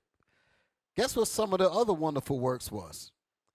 How Esau tried to hide history, tried to hide our legacy of sagacity, tried to hide our intelligence, tried to hide our greatness, tried to hide our wisdom, tried to hide our artifacts, our art. All of the things that we used to look upon and remember our greatness. Now, the Most High allowed us to see what Esau has been hiding historically all these years. Now we're getting ready to get into it. Give me my book, The Icon. Put it up there. I bought this book at a museum. This museum, I'll tell you where I bought it at. There's a museum in Upper Manhattan called the Cloisters Museum. They also sold it at the Metropolitan Museum of Art, New York. There's a couple of other places over there, but I bought this book from there. So this book, very prestigious. Somebody told me that Gorbachev has one in his office. Gorbachev. But anyway, this book is a book of paintings that our forefathers, again, they lied in history, tried to cut all this history out for us to not know anything. But when we was in Europe, we ruled Europe over 1,000 years, and while we was there, we were painting our images all over the walls. Zoom in on the bottom part of the book. I want to read that. The Byzantine tradition in Europe, Russia, and the Near East through 7 major epics. So this book has got a lot of artifacts in it. Now we're going to go inside the book. And like I used to say, and let's see what the Israeli Knesset is hiding in their secret treasures. They don't want the Israelites to know about this information here. Here we go. The icons of Constantinople. This is in Rome. This was, I'm going to read what it says here, but just giving you a little bit of information here. No, give me the writing there. So the icons of Constantinople. I want to zoom in at the words over here where it says iconoclasm. I'm going to read that there. Iconoclasm, Venetian looting in 1202 and the sack by the Turks, the Ottoman Turks in 1453 are the main reasons why only very few icons have survived in Constantinople proper, meaning in proper shape. So they were saying that the looting that happened after the Ottoman Turks sacked it, they started destroying the art. That's why they call it iconoclasm. Y'all with me? So the writer says, it may seem daring, therefore, to write an entire chapter on the icons of the capital. Yet the situation is not quite so hopeless as might appear at first glance. So he said, we're going to go into and bring up some of these icons. So the highlighted part says, icons existed not only as panel paintings, but also as frescoes and wall mosaics, some of which have emerged from layers of whitewash. That's the part that I wanted to get. Do y'all see what y'all see here? The point of this book is, the reason why this book and this chapter and the paintings that's in it is to show that there are some icons that are still around that have not been tampered with the iconoclasm era or campaign to destroy the black art. It says icons not only existed as panel paintings, but also as frescoes and wall mosaics, some of which have emerged from layers of the white paintbrush. Whitewash. Whitewash is a period of when Rome When Esau took Rome back after what they call the Renaissance, they went through and destroying the black art that was painted all throughout the Dark Ages. That's what the period is called, iconoclasm. They were destroying black art that was all over the walls. Why did they do this? Because they were getting ready to set up white supremacy. And we were going to be walking around here talking about my hair is the wrong color, my skin is the wrong color. This is where it began. So they were very systematic. They were very organized. These Edomites that did this. And this is talking about over in Spain and Rome. They were doing this. But all of Esau think this way. And I got the records right here. It says, some of which have emerged from layers of whitewash to give an undiluted impression of the highest achievements of Constantinopolitan art. So the paintings that we're going to see in this book is the ones that have not been tampered with by these white artists. Now the question that might come up is, well, why did they not get all of them? And why would they put a book together holding these pictures in it?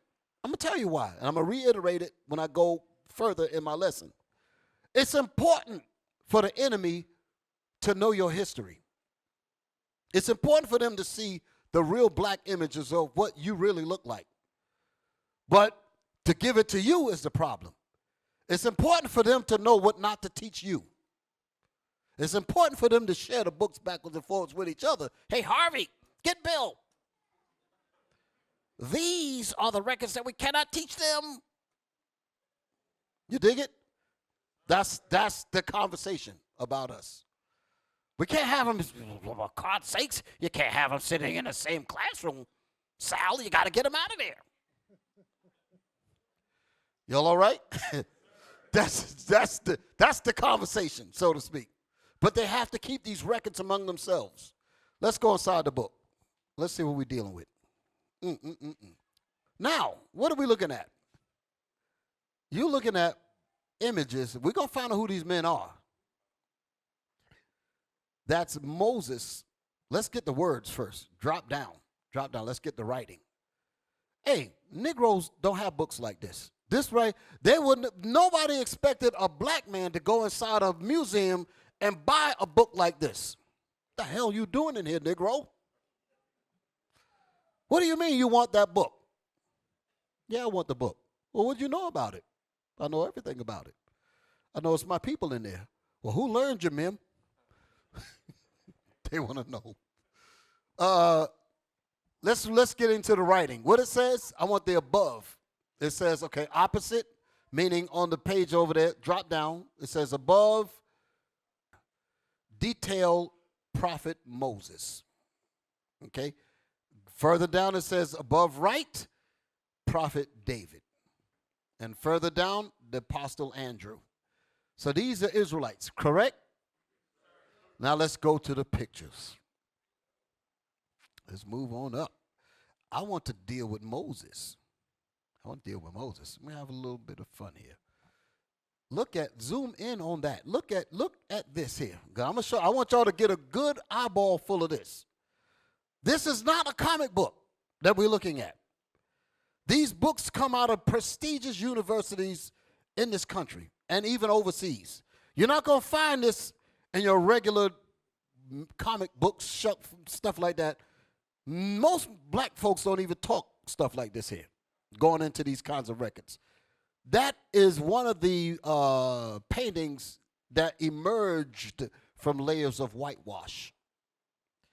Moses with the burning bush. That's what you see in his hand. Our forefathers painted this during the Dark Ages. So when they had iconoclasm, they was getting rid of this here. Y'all ain't seen nothing yet. Y'all ain't seen how diabolical our enemies are when they go to I got images of them destroying what we're talking about. For the purpose of you walking around here thinking that your skin color is something bad. Causing you to hate your own hair. Talking about some blonde is more, all that kind of stuff. Brothers was telling me, we was on Patient Saints last week. And Captain Zakar and Captain Severus, I think they had taken a taxi cab to get to the radio show. And the sister had picked them up. And the sister, she was talking as if she was conscientious about black people and all that, but she had blonde hair. And they were telling her, they said, well, sister, if you're going to be about black power and the rest of it about the black folks, you got to deal with what black people have. Black people don't have no blonde hair and all that. And she says, but I like this. So as they continued to, they didn't really beat her up about it, but they was trying to really show her that she shouldn't think that way. But they made the point that said she was like, hurry up, get these dudes out of my cab. Because they were tearing that blonde hair up with this information here. But our people got to learn, and that's the whole point about that. All right, come out of that, back out of that. Let's see where I'm going after this here.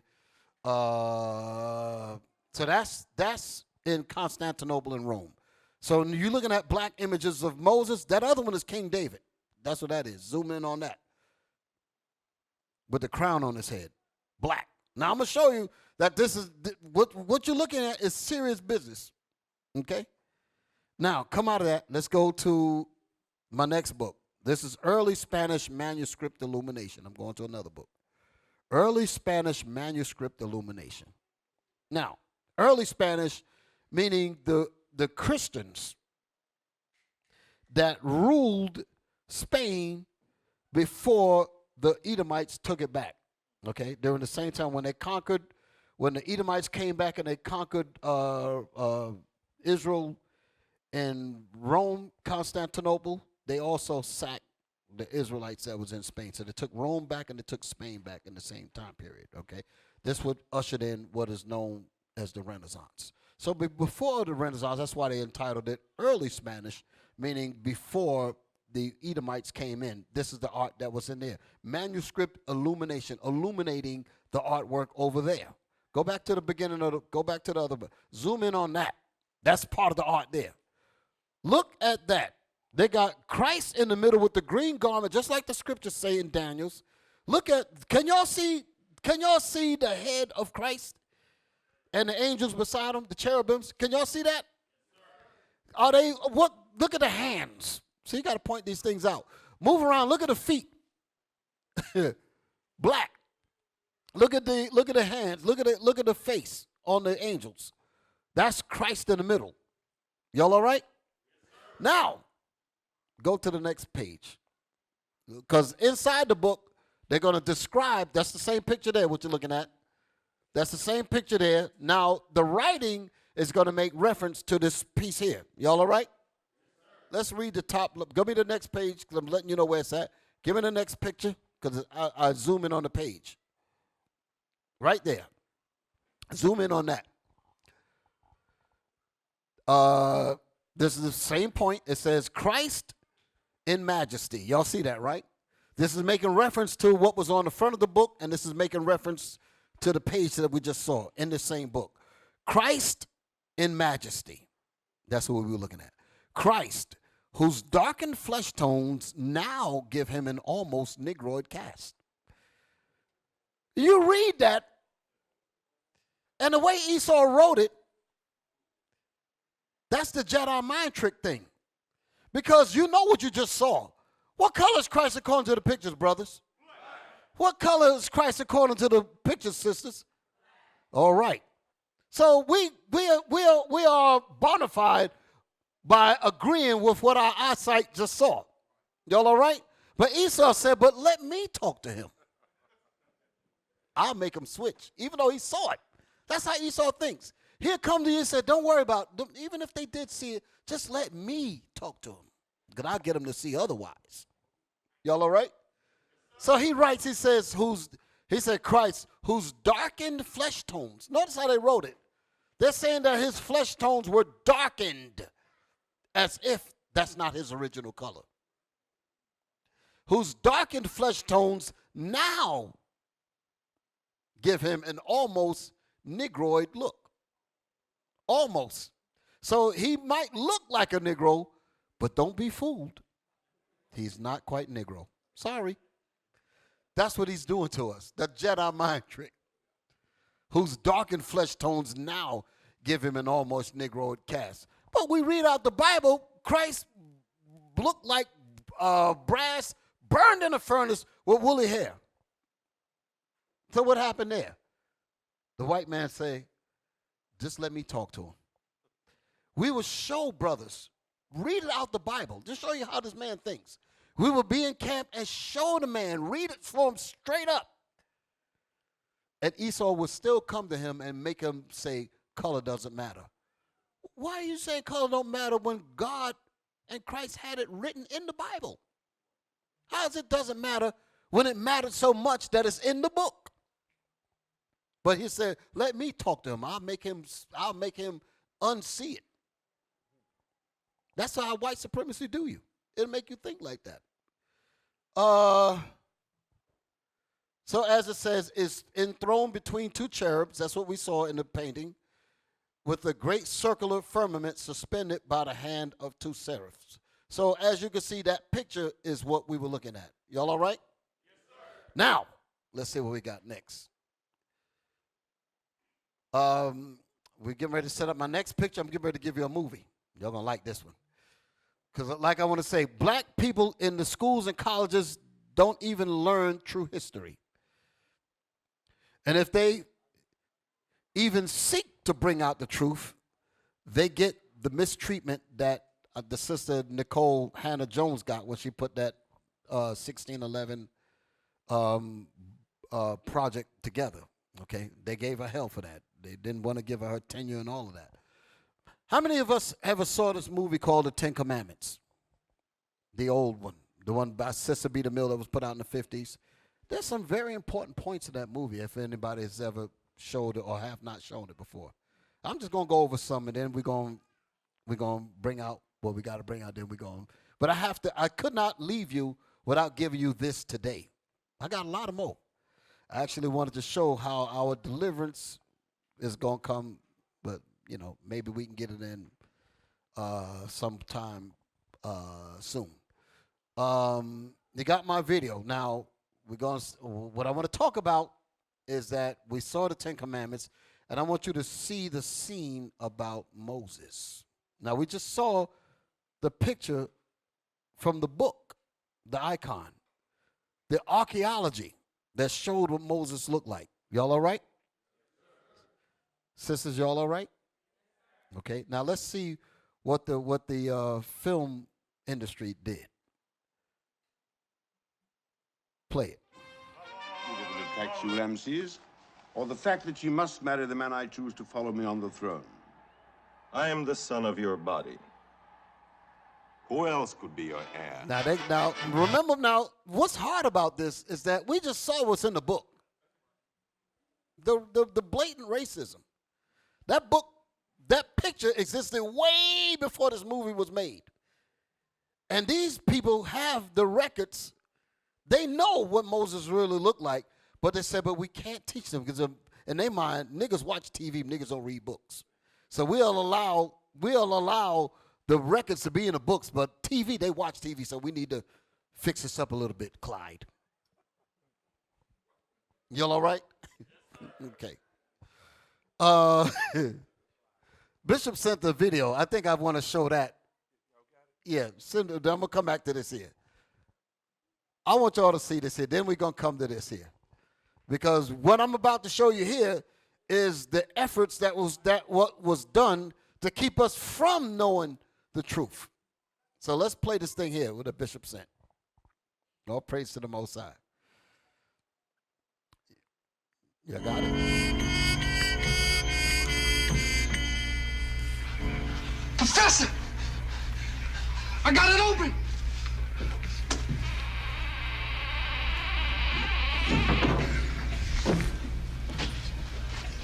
Good heavens, man! Great Scott, we've discovered the fountain of all knowledge of Egypt in the entire world. Do you realize the importance of this moment, Smedley? Yes, sir, I do. Do you see the brilliance, the untold years? I see it, sir. Sir, that's his message. Thank you so much. Thank you, sir. Father. Slave. Look, what is this? See. Says, cannot. This is the elixir of life, sir. The elixir of life? The cure for all diseases. Wait, see. Wait, Give it to there's an me. inscription on the bottom. Give it to me. Give it. Open at other end. Lumix.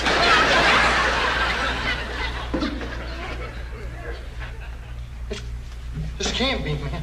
What? You know what this is? What is it, Buddha? It's the book of life. Book of life. In the beginning, when man arrived on Earth, the black gods did leave their spacecraft, and they walked, and they named the beast of the sea and the animals of the land. Heavens. And man in his blackness did walk the earth, making medicine. Medicine? They discovered type. These were all black people got down. Wait a minute. There ain't nothing in here about whitey. This is ours, Jack. Wait till the brothers hear this. Buddha. I'm gonna get this book out of here, baby.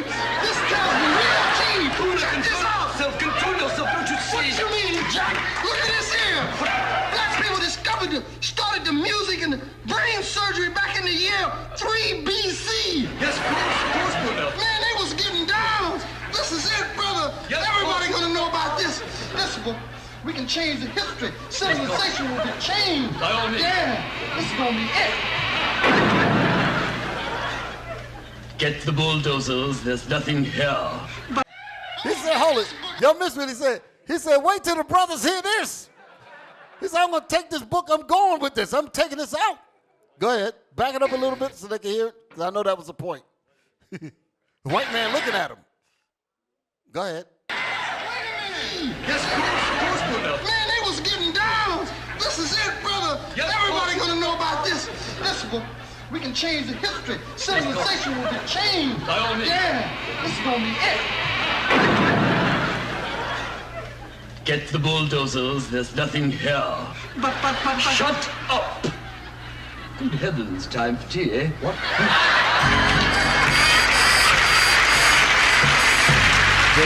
They want to cover that up. Now, it's done in a skit, but what I'm showing you is real history, what they really did. See, you know, you think about it, Richard Pryor, he had a lot of, when he bring his thing out on stage, a lot of people was, a lot of people didn't really appreciate the language, if you will. But he had a conscience, and, about events that was realities that black people had faced. And he used his talent of comedy to try to illuminate some of these inequities, racial situations that's unfair to us. So he would use his platform to do that. And he would bring a lot of these things out in a lot of his stand-up. So he was a conscious brother in terms of how much he knew. So I don't knock the brothers, even though they didn't learn this truth. I still pray that the Lord have mercy on them. So as we saw that right there is an indication of life, of what they really do. And that's what I'm showing you here. Here we are, Sister B. the Mill. Let's go back to it again. I ain't gonna keep y'all much longer than this. I see it's really winding down. But I want to get these points, and I had to jump to this because I want to give y'all this before we break out. But now I'm hoping that y'all enjoy what we went over today. Hit it. The Lord Moses, Prince of Egypt, son of the Pharaoh's sister, beloved of the Nile God, commander of the stubborn host.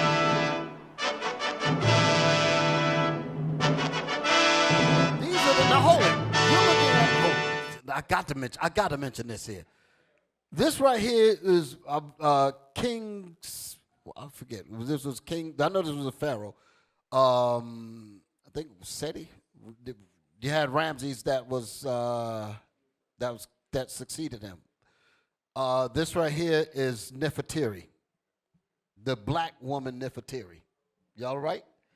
When I say the black woman Nefertiri, everybody always talks about being, at least they did in New York. Those Nefertiti had the earrings and all of that. They had a white woman to play her. I'm going to get my thoughts together and really talk about this scene here. Play on. So you got this Pharaoh sitting here.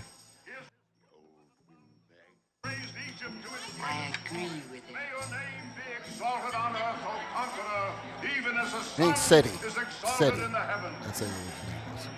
Yeah. Seti. I want y'all to listen to what's about to be said. My sister's son. My sister's son. We have heard how you Look at his white as- look at this guy. The venomous Damn. serpents used against you when you laid siege to the city of Saba. May my arms stay strong in your service, great Seti. Who is this fair young girl This is coming Nefertiti, to the house of Pharaoh? the Egyptian goddess that For black me women to be tell worshiping. you how I share her joy at your return. No need, my brother. Great one, I bring you Ethiopia. Now, I want y'all to notice something. Here you have the Egyptians being played as white folks. Y'all all right?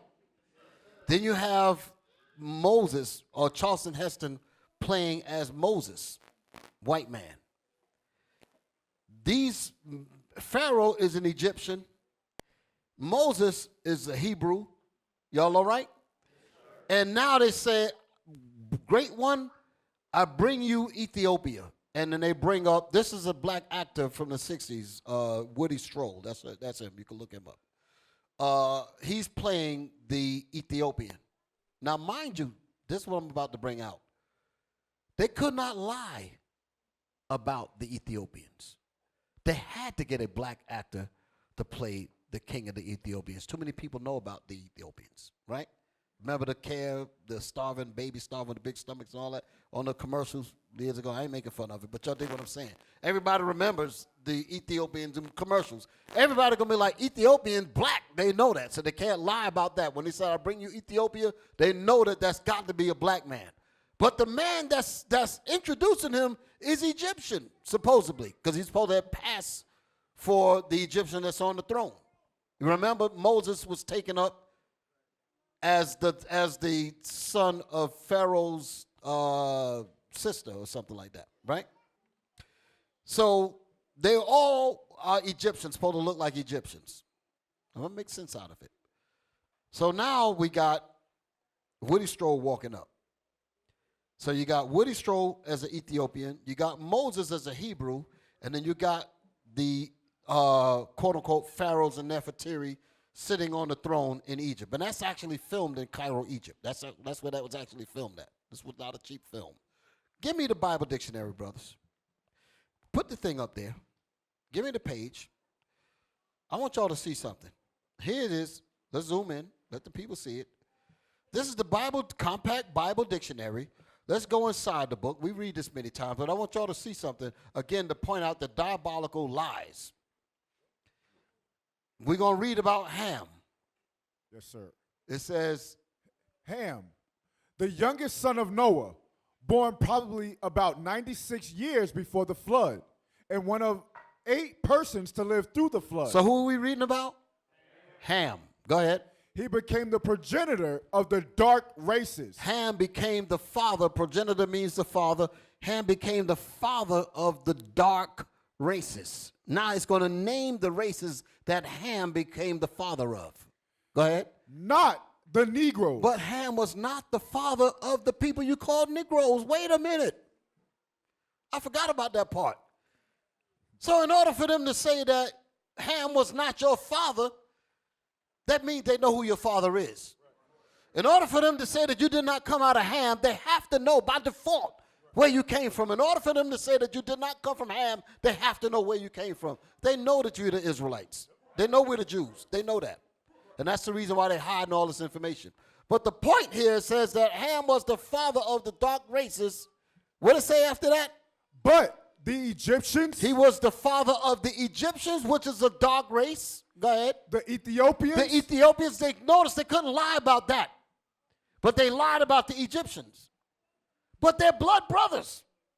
So how is it that they have white folks playing Moses and playing Pharaoh up there, when then you have the brother to the Egyptians as black. For them to go through this length, it's not a surprise why they would do Deuteronomy, the 28th chapter, the way they did it. And the 68th verse, to lie about that verse. Because you see, they've been doing it. They did it here. The Egyptians and the Ethiopians are blood brothers. They both come out of Ham. So why in the movie that they got the Egyptians played as white folks? Because, and then they cut it up, they said, oh, Egypt is in the Middle East. But Egypt is in Africa. What the hell is this? And all that land was the one land, was one mass. Y'all all right? Yes, so now, come out of this.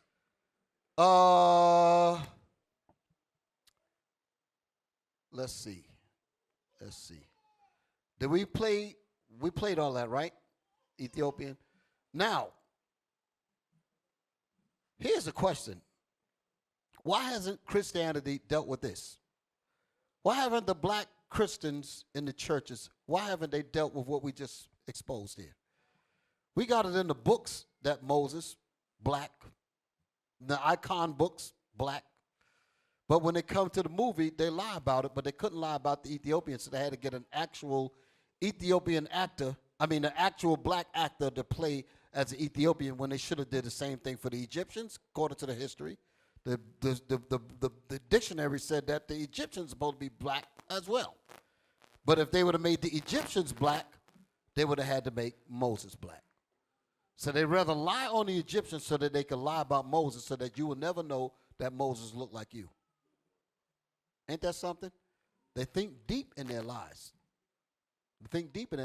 We got to lie about the Egyptians because Moses passed for one, and we cannot have the Egyptians looking like the Ethiopians if Moses passed for an Egyptian, so we got to make the Egyptians white.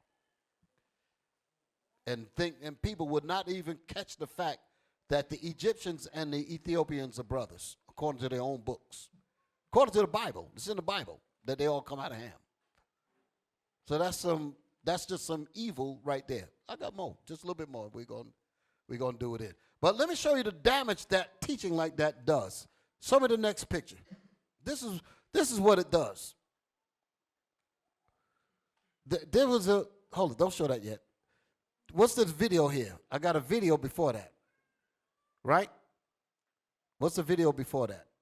Yes, sir, that's what I want. I want that video right there. Before we play it, I want you to see, because when people think of, they say color doesn't matter. That's a lie. I'm going to show you that color matters. When by them lying about what Moses looked like in there, even in the movie, it has a terrible effect on all of us. We're going to show you. And I'm going to pay attention to this here. I'm almost done. Which doll is the bad doll? Which doll is the nice doll? And why is that doll pretty? Because she's white and he has 2 eyes. Which doll is the ugly doll? Why is that doll ugly? Because he's black. Which doll looks most like you? Like me? Yeah, which one looks like you? And that one. Okay. That doll. Stop.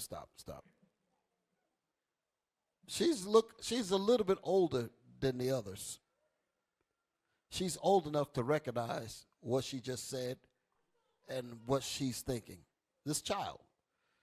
When he said, which doll is the ugly doll, she pointed to the black doll without even thinking, because her subconscious and the racist teachings that she's been learning since a baby, she's already processed that as truth. But in her spirit, she knew that she was condemning her own self, and she caught that. You could see that in her face. When he said, why is that doll? And then she's looking at it, and then he said, which doll looks like you? That pause is where the lights came on. I've been damaged. So people say, oh, that's old times. That's such and such. No, it ain't old times, because my next point is going to prove out. Show me the next clip. Show me the next picture. Now, I have more to show in this video, but I want to, this is the damage that it does. Not this, the picture, the picture, the picture. This is the damage that it does. You see this? This is not old. All of these pictures, zoom in on some of that mess. This is what we end up with. You ask yourself, how damaged are we that our sisters are go do this? This is what we got to fix, brothers. This is what we got to deal with. This is the truth. We have to teach the truth, the correct mess like this here. The sister in the cab says, what'd she say? I feel this is more of my spirit. Something like that. She said she liked it better. This is what she was talking about. Look at these black women. Look at this one on the corner. Look at this one. What the hell? Come up, come up. Look at this mess. They were taught to hate themselves because of this lying racist history. Okay? Well, they went much further than this here in terms of destroying our art. I haven't really touched nothing yet in terms of what I have lined up, but it's almost coming up on 10 o'clock. So I'm going to come out of this, and Lord willing, maybe, I guess 2 weeks from now, maybe I'll get back on the set. Yeah, we're going to bring that out. But I'm going to end this here. Let me read one scripture before I close with this here. Give me Jeremiah. I'm going to read. I had a whole list of things here, but I got to read this because Passover is upon us. And then we're going to read the other scripture.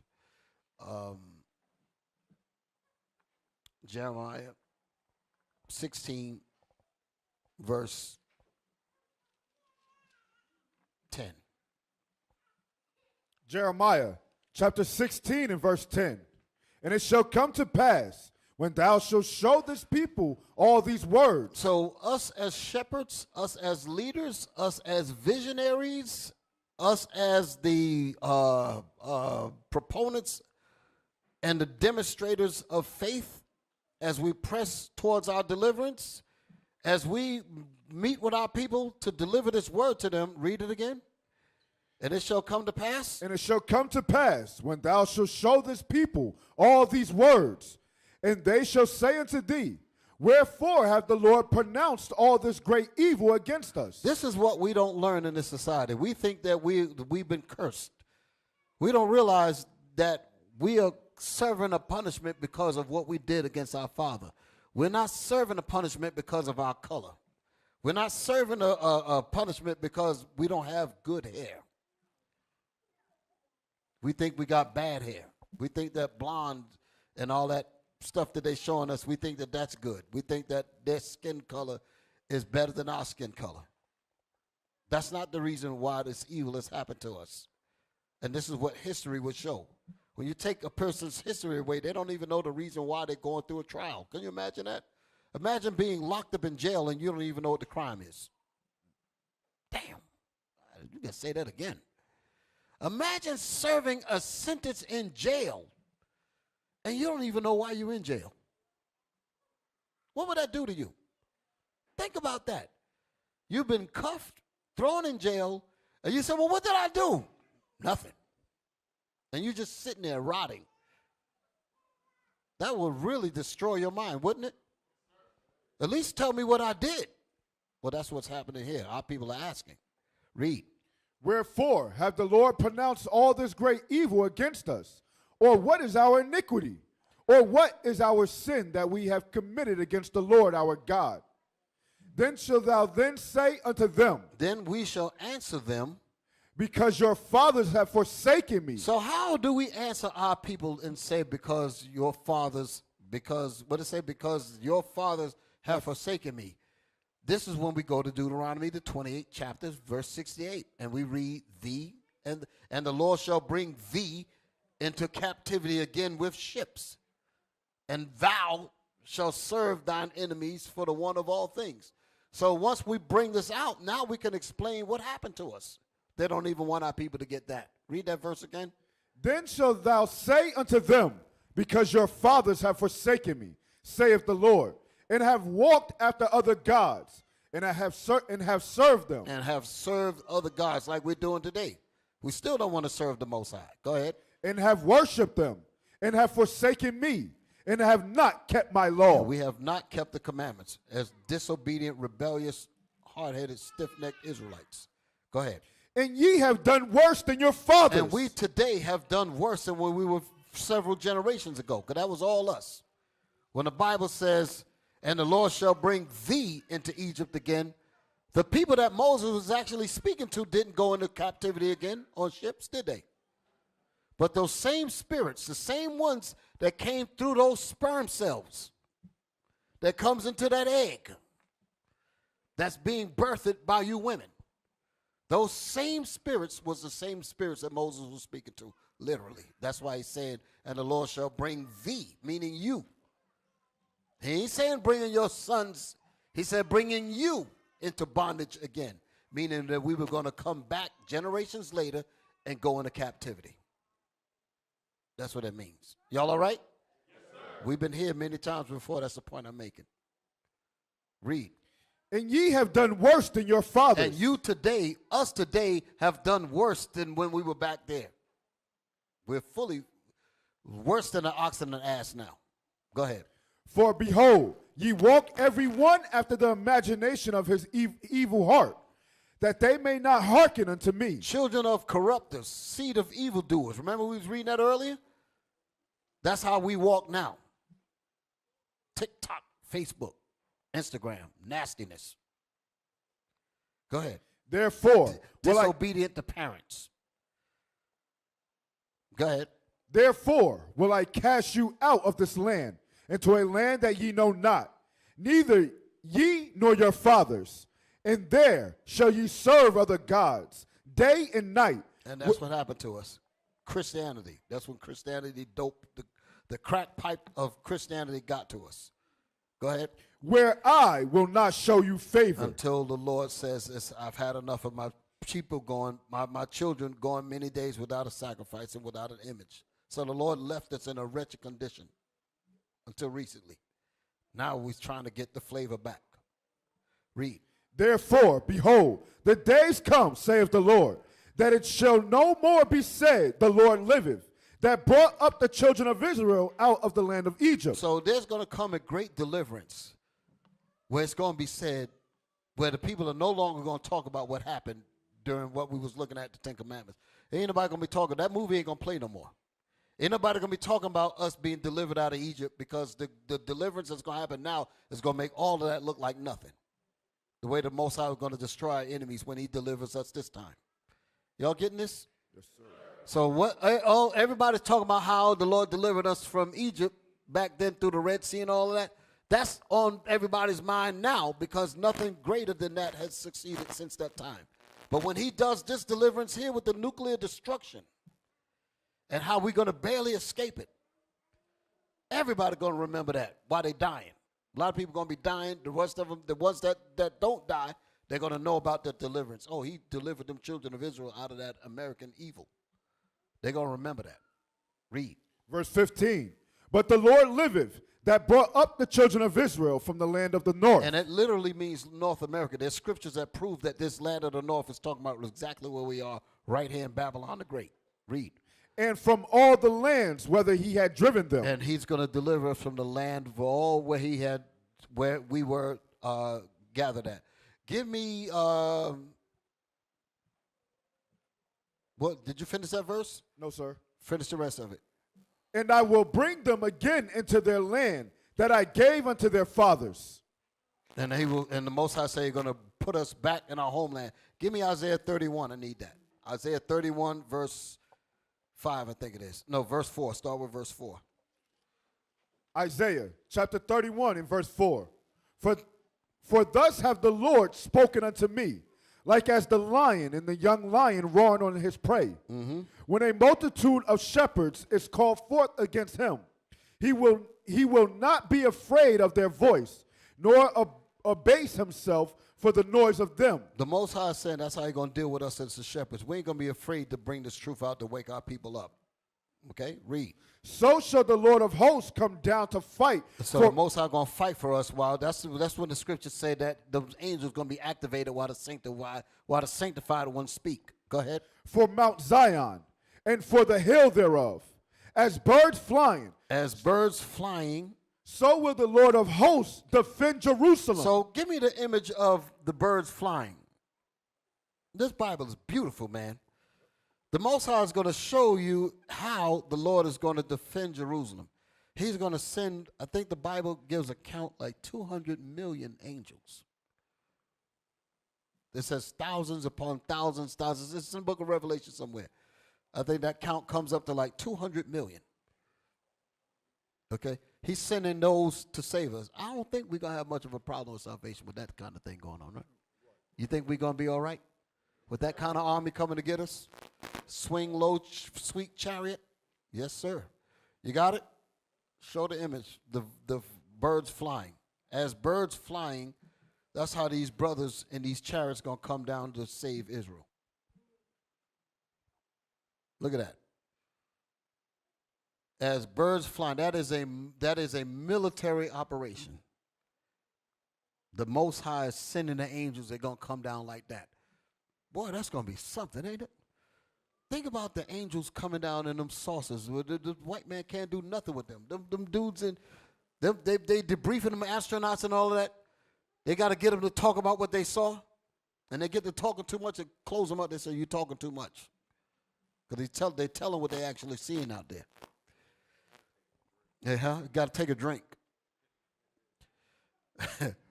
But read that fifth verse again. Yes, sir. Verse 5. As birds flying, so will the Lord of hosts defend Jerusalem. So will the Lord of hosts defend Jerusalem. So the chariots are coming just like that. They're coming in that V military formation to kick pure ass. And that thing is going to be, and great shall be the day of Jezreel. Great shall be the day of Israel, brothers and sisters. Give me Revelation 11 and 11.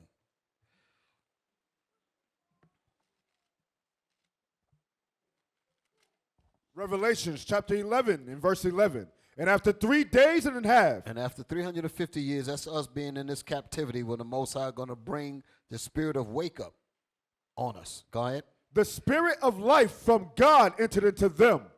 And they stood upon their feet. And great fear fell upon them which saw them. There was a video that I wanted to play that outlined this, so I'm going to bring that in, not today. I'll do that on another time. So it said, great fear fell upon them that saw us, because that's how they feel now. The nation of Israel is being put in order, and the Most High is going to protect us, brothers and sisters. Believe me, we did not get this far because somebody else allowed it. We got this far because we trusted in the Most High, and the Most High is establishing this truth. Don't give this credit to some Edomite, some white man, to say that they gave us. No, they ain't give us nothing. God is doing this. Right. God is doing this, and they can't stop it. No matter, even if they knock me off, they ain't stopping this truth. If they knock some of the leadership off, they're not stopping this truth. This truth is going to happen whether I'm, because like I said, if you get me, I'm coming back to hang your ass. That's all I'm going to say. Come back to hang you. Read. Verse 12. And they heard a great voice from heaven saying unto them, come up hither. And they ascended up to heaven in a cloud. Read. And their enemies beheld them. And their enemies beheld them. Our enemies going to see us being delivered while they're dying at the same time. Read on. In the same hour was there a great earthquake. The bombs, that's what it's talking about. Them bombs hitting and rocking and rolling in this place. The nuclear missiles that God caused these scientists to build. Read. And the 10th part of the city fell. And in the earthquake were slain of men 7,000. And the remnant were affrighted. Go ahead. And gave glory to the God of heaven. When we see all this, we're going to be afraid. The scripture says, only with thine eyes shall thou behold and see the reward of the wicked. That's in Psalms 91. So we're going to be afraid. Can you imagine 10,000 people dying all at once? You can't even imagine that kind of killing and death. That's what the Lord is bringing. Read. the second woe is past, and behold, the third woe cometh quickly. Read Isaiah 9 and 5. The scriptures say the second world, the woe meaning World War II. World War II is past. What is God doing? He's letting you know what time you're in. The second world war is already past, and behold, the third world war cometh quickly. So all what we just read from verse 11 to 14 is happening after the Second World War. Y'all understood that? After World War II, all of this, what we just read earlier, the waking up after 3 days and a half and all that, that's us coming back. The Valley of the Dry Bones, Israelites waking up. That's what this is talking about here. So the Most High right after that lets you know what time period that this is happening in. It is happening between the Second and the Third World War. The second woe is past, and behold, the third woe cometh quickly. That's the one where it's going to be the great earthquake and all that, where that bomb come and tear this place up. Read. Isaiah chapter 9 and verse 5. We're going to describe what the third world's war going to be like. For every battle of the warrior is with confused noise, and garments rolled in blood. The previous wars to the final war of World War III was fought in the trenches. The bloody garments, the bayonets in the lungs, the arms getting chopped off. They're using their shields and bucklers and helmets and fighting in the trenches. Confused noise and garments rolled in blood. Once they got stabbed and the garments had all kinds of blood in it. The blood of the soldiers dying.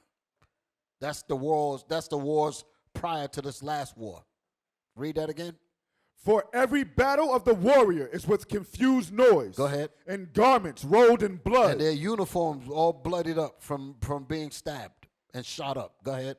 But this shall be with burning and fuel of fire. But this war, the third woe, shall be with burning and fuel of fire. That's nuclear war. What are we reading? The Bible. The Bible's recording nuclear war right here. This third war is going to be with burning and fuel of fire. That's what's going to make this deliverance so great. Because while he's burning this place up, Israel's going to be getting the ones that's going to repent, he's going to deliver them up. It's a hell of a deal, ain't it? Right? Oh, I didn't finish the scripture. There was more in that. Go back to Isaiah. I didn't even finish the scripture. Isaiah 31 and 5. Then we come to this. Isaiah chapter 31 and verse 5. That's what you was trying to tell me, Officer Eli? There was more? I thought you was trying to tell me something. No? All right, read. As birds flying, so will the Lord of hosts defend Jerusalem. Go ahead. Defending also, he will deliver it. And passing over, he will preserve it. And passing over, he will preserve Israel. Just like he passed over us with the killing of the Egyptians when we was being delivered out of Egypt. Okay? So I just wanted to bring those words in there. Now, get the other one. The book of 1 Corinthians, chapter 5, verse 6. Your glorying is not good. Know you not that a little leaven leaveneth the whole lump. The leavening that is talking about is sin. Okay, a little bit of sin in our members, sin in our behavior, sin in our spirit. We have to get rid of that thing. Okay, like I was saying earlier. Read that again. Your glorying is not good. Go ahead. Know you not that a little leaven leaveneth the whole lump. A little bit of malice, a little bit of hatred, a little bit of envy, a little bit of grudge that you have with each other in families, husband and wife, mother and daughter, son and father, father and daughter, son and mother. Any leaven that we have in any of that, it's going to turn into something bigger if we don't get rid of it. So as we get rid of the leaven on the physical level, we have to also get rid of it in the spirit. Read. Purge out, therefore, the old leaven, that ye may be a new lump. That you may be a new lump, a new spirit. The Lord gives us a chance to do this. Come on. As ye are unleavened, for even Christ our Passover is sacrificed for us. You see that? Even Christ our Passover is sacrificed for us. Read on. Therefore, let us keep the feast, not with old leaven, neither with the leaven of malice and So wickedness. we can't go into the Passover having any of these thoughts of malice, envy, guile, just like it says in the book of Peter 2, 2:1. Wherefore, laying aside all malice, guile, all of that. We got to get rid of all of that. Go ahead, read that again. Not with old leaven, neither with the leaven of malice and wickedness, but with the unleavened bread of sincerity and truth. So that's how we have to be, brothers and sisters. So we need to not only get rid of the leaven physically, but get rid of it in our spirit, okay? So if there's anything else y'all want to bring up? Well, first of all, I want to just say, I want to give all glory to and praise to the Most High. Allowed us to have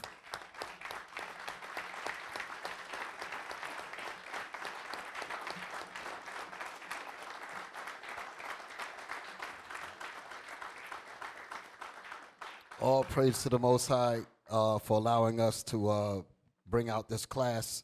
I have a lot here, as I always say, but I'm going to, as Bishop Kanai said, we'll remix it and finish it up, put another title on it as I finish out the information in this packet that I have here that I want to bring out. We used to scream Black Power while Heron was pushed. But at the end of the day, nothing's in vain. IUIC has been given a vision. The tents of Judah has risen. Many has attempted the mission, minor murmuring, omitting, and missing the mark. Just reading that he had the flame of fire in his eyes gave us the spark. We on Paul's mission. We out on the road, purple and gold, from Mexico, Cuba, Haiti, Ghana, Sierra Leone. 144,000 boots banging, concrete crackling. These are our men repented at heart. The scriptures is proof.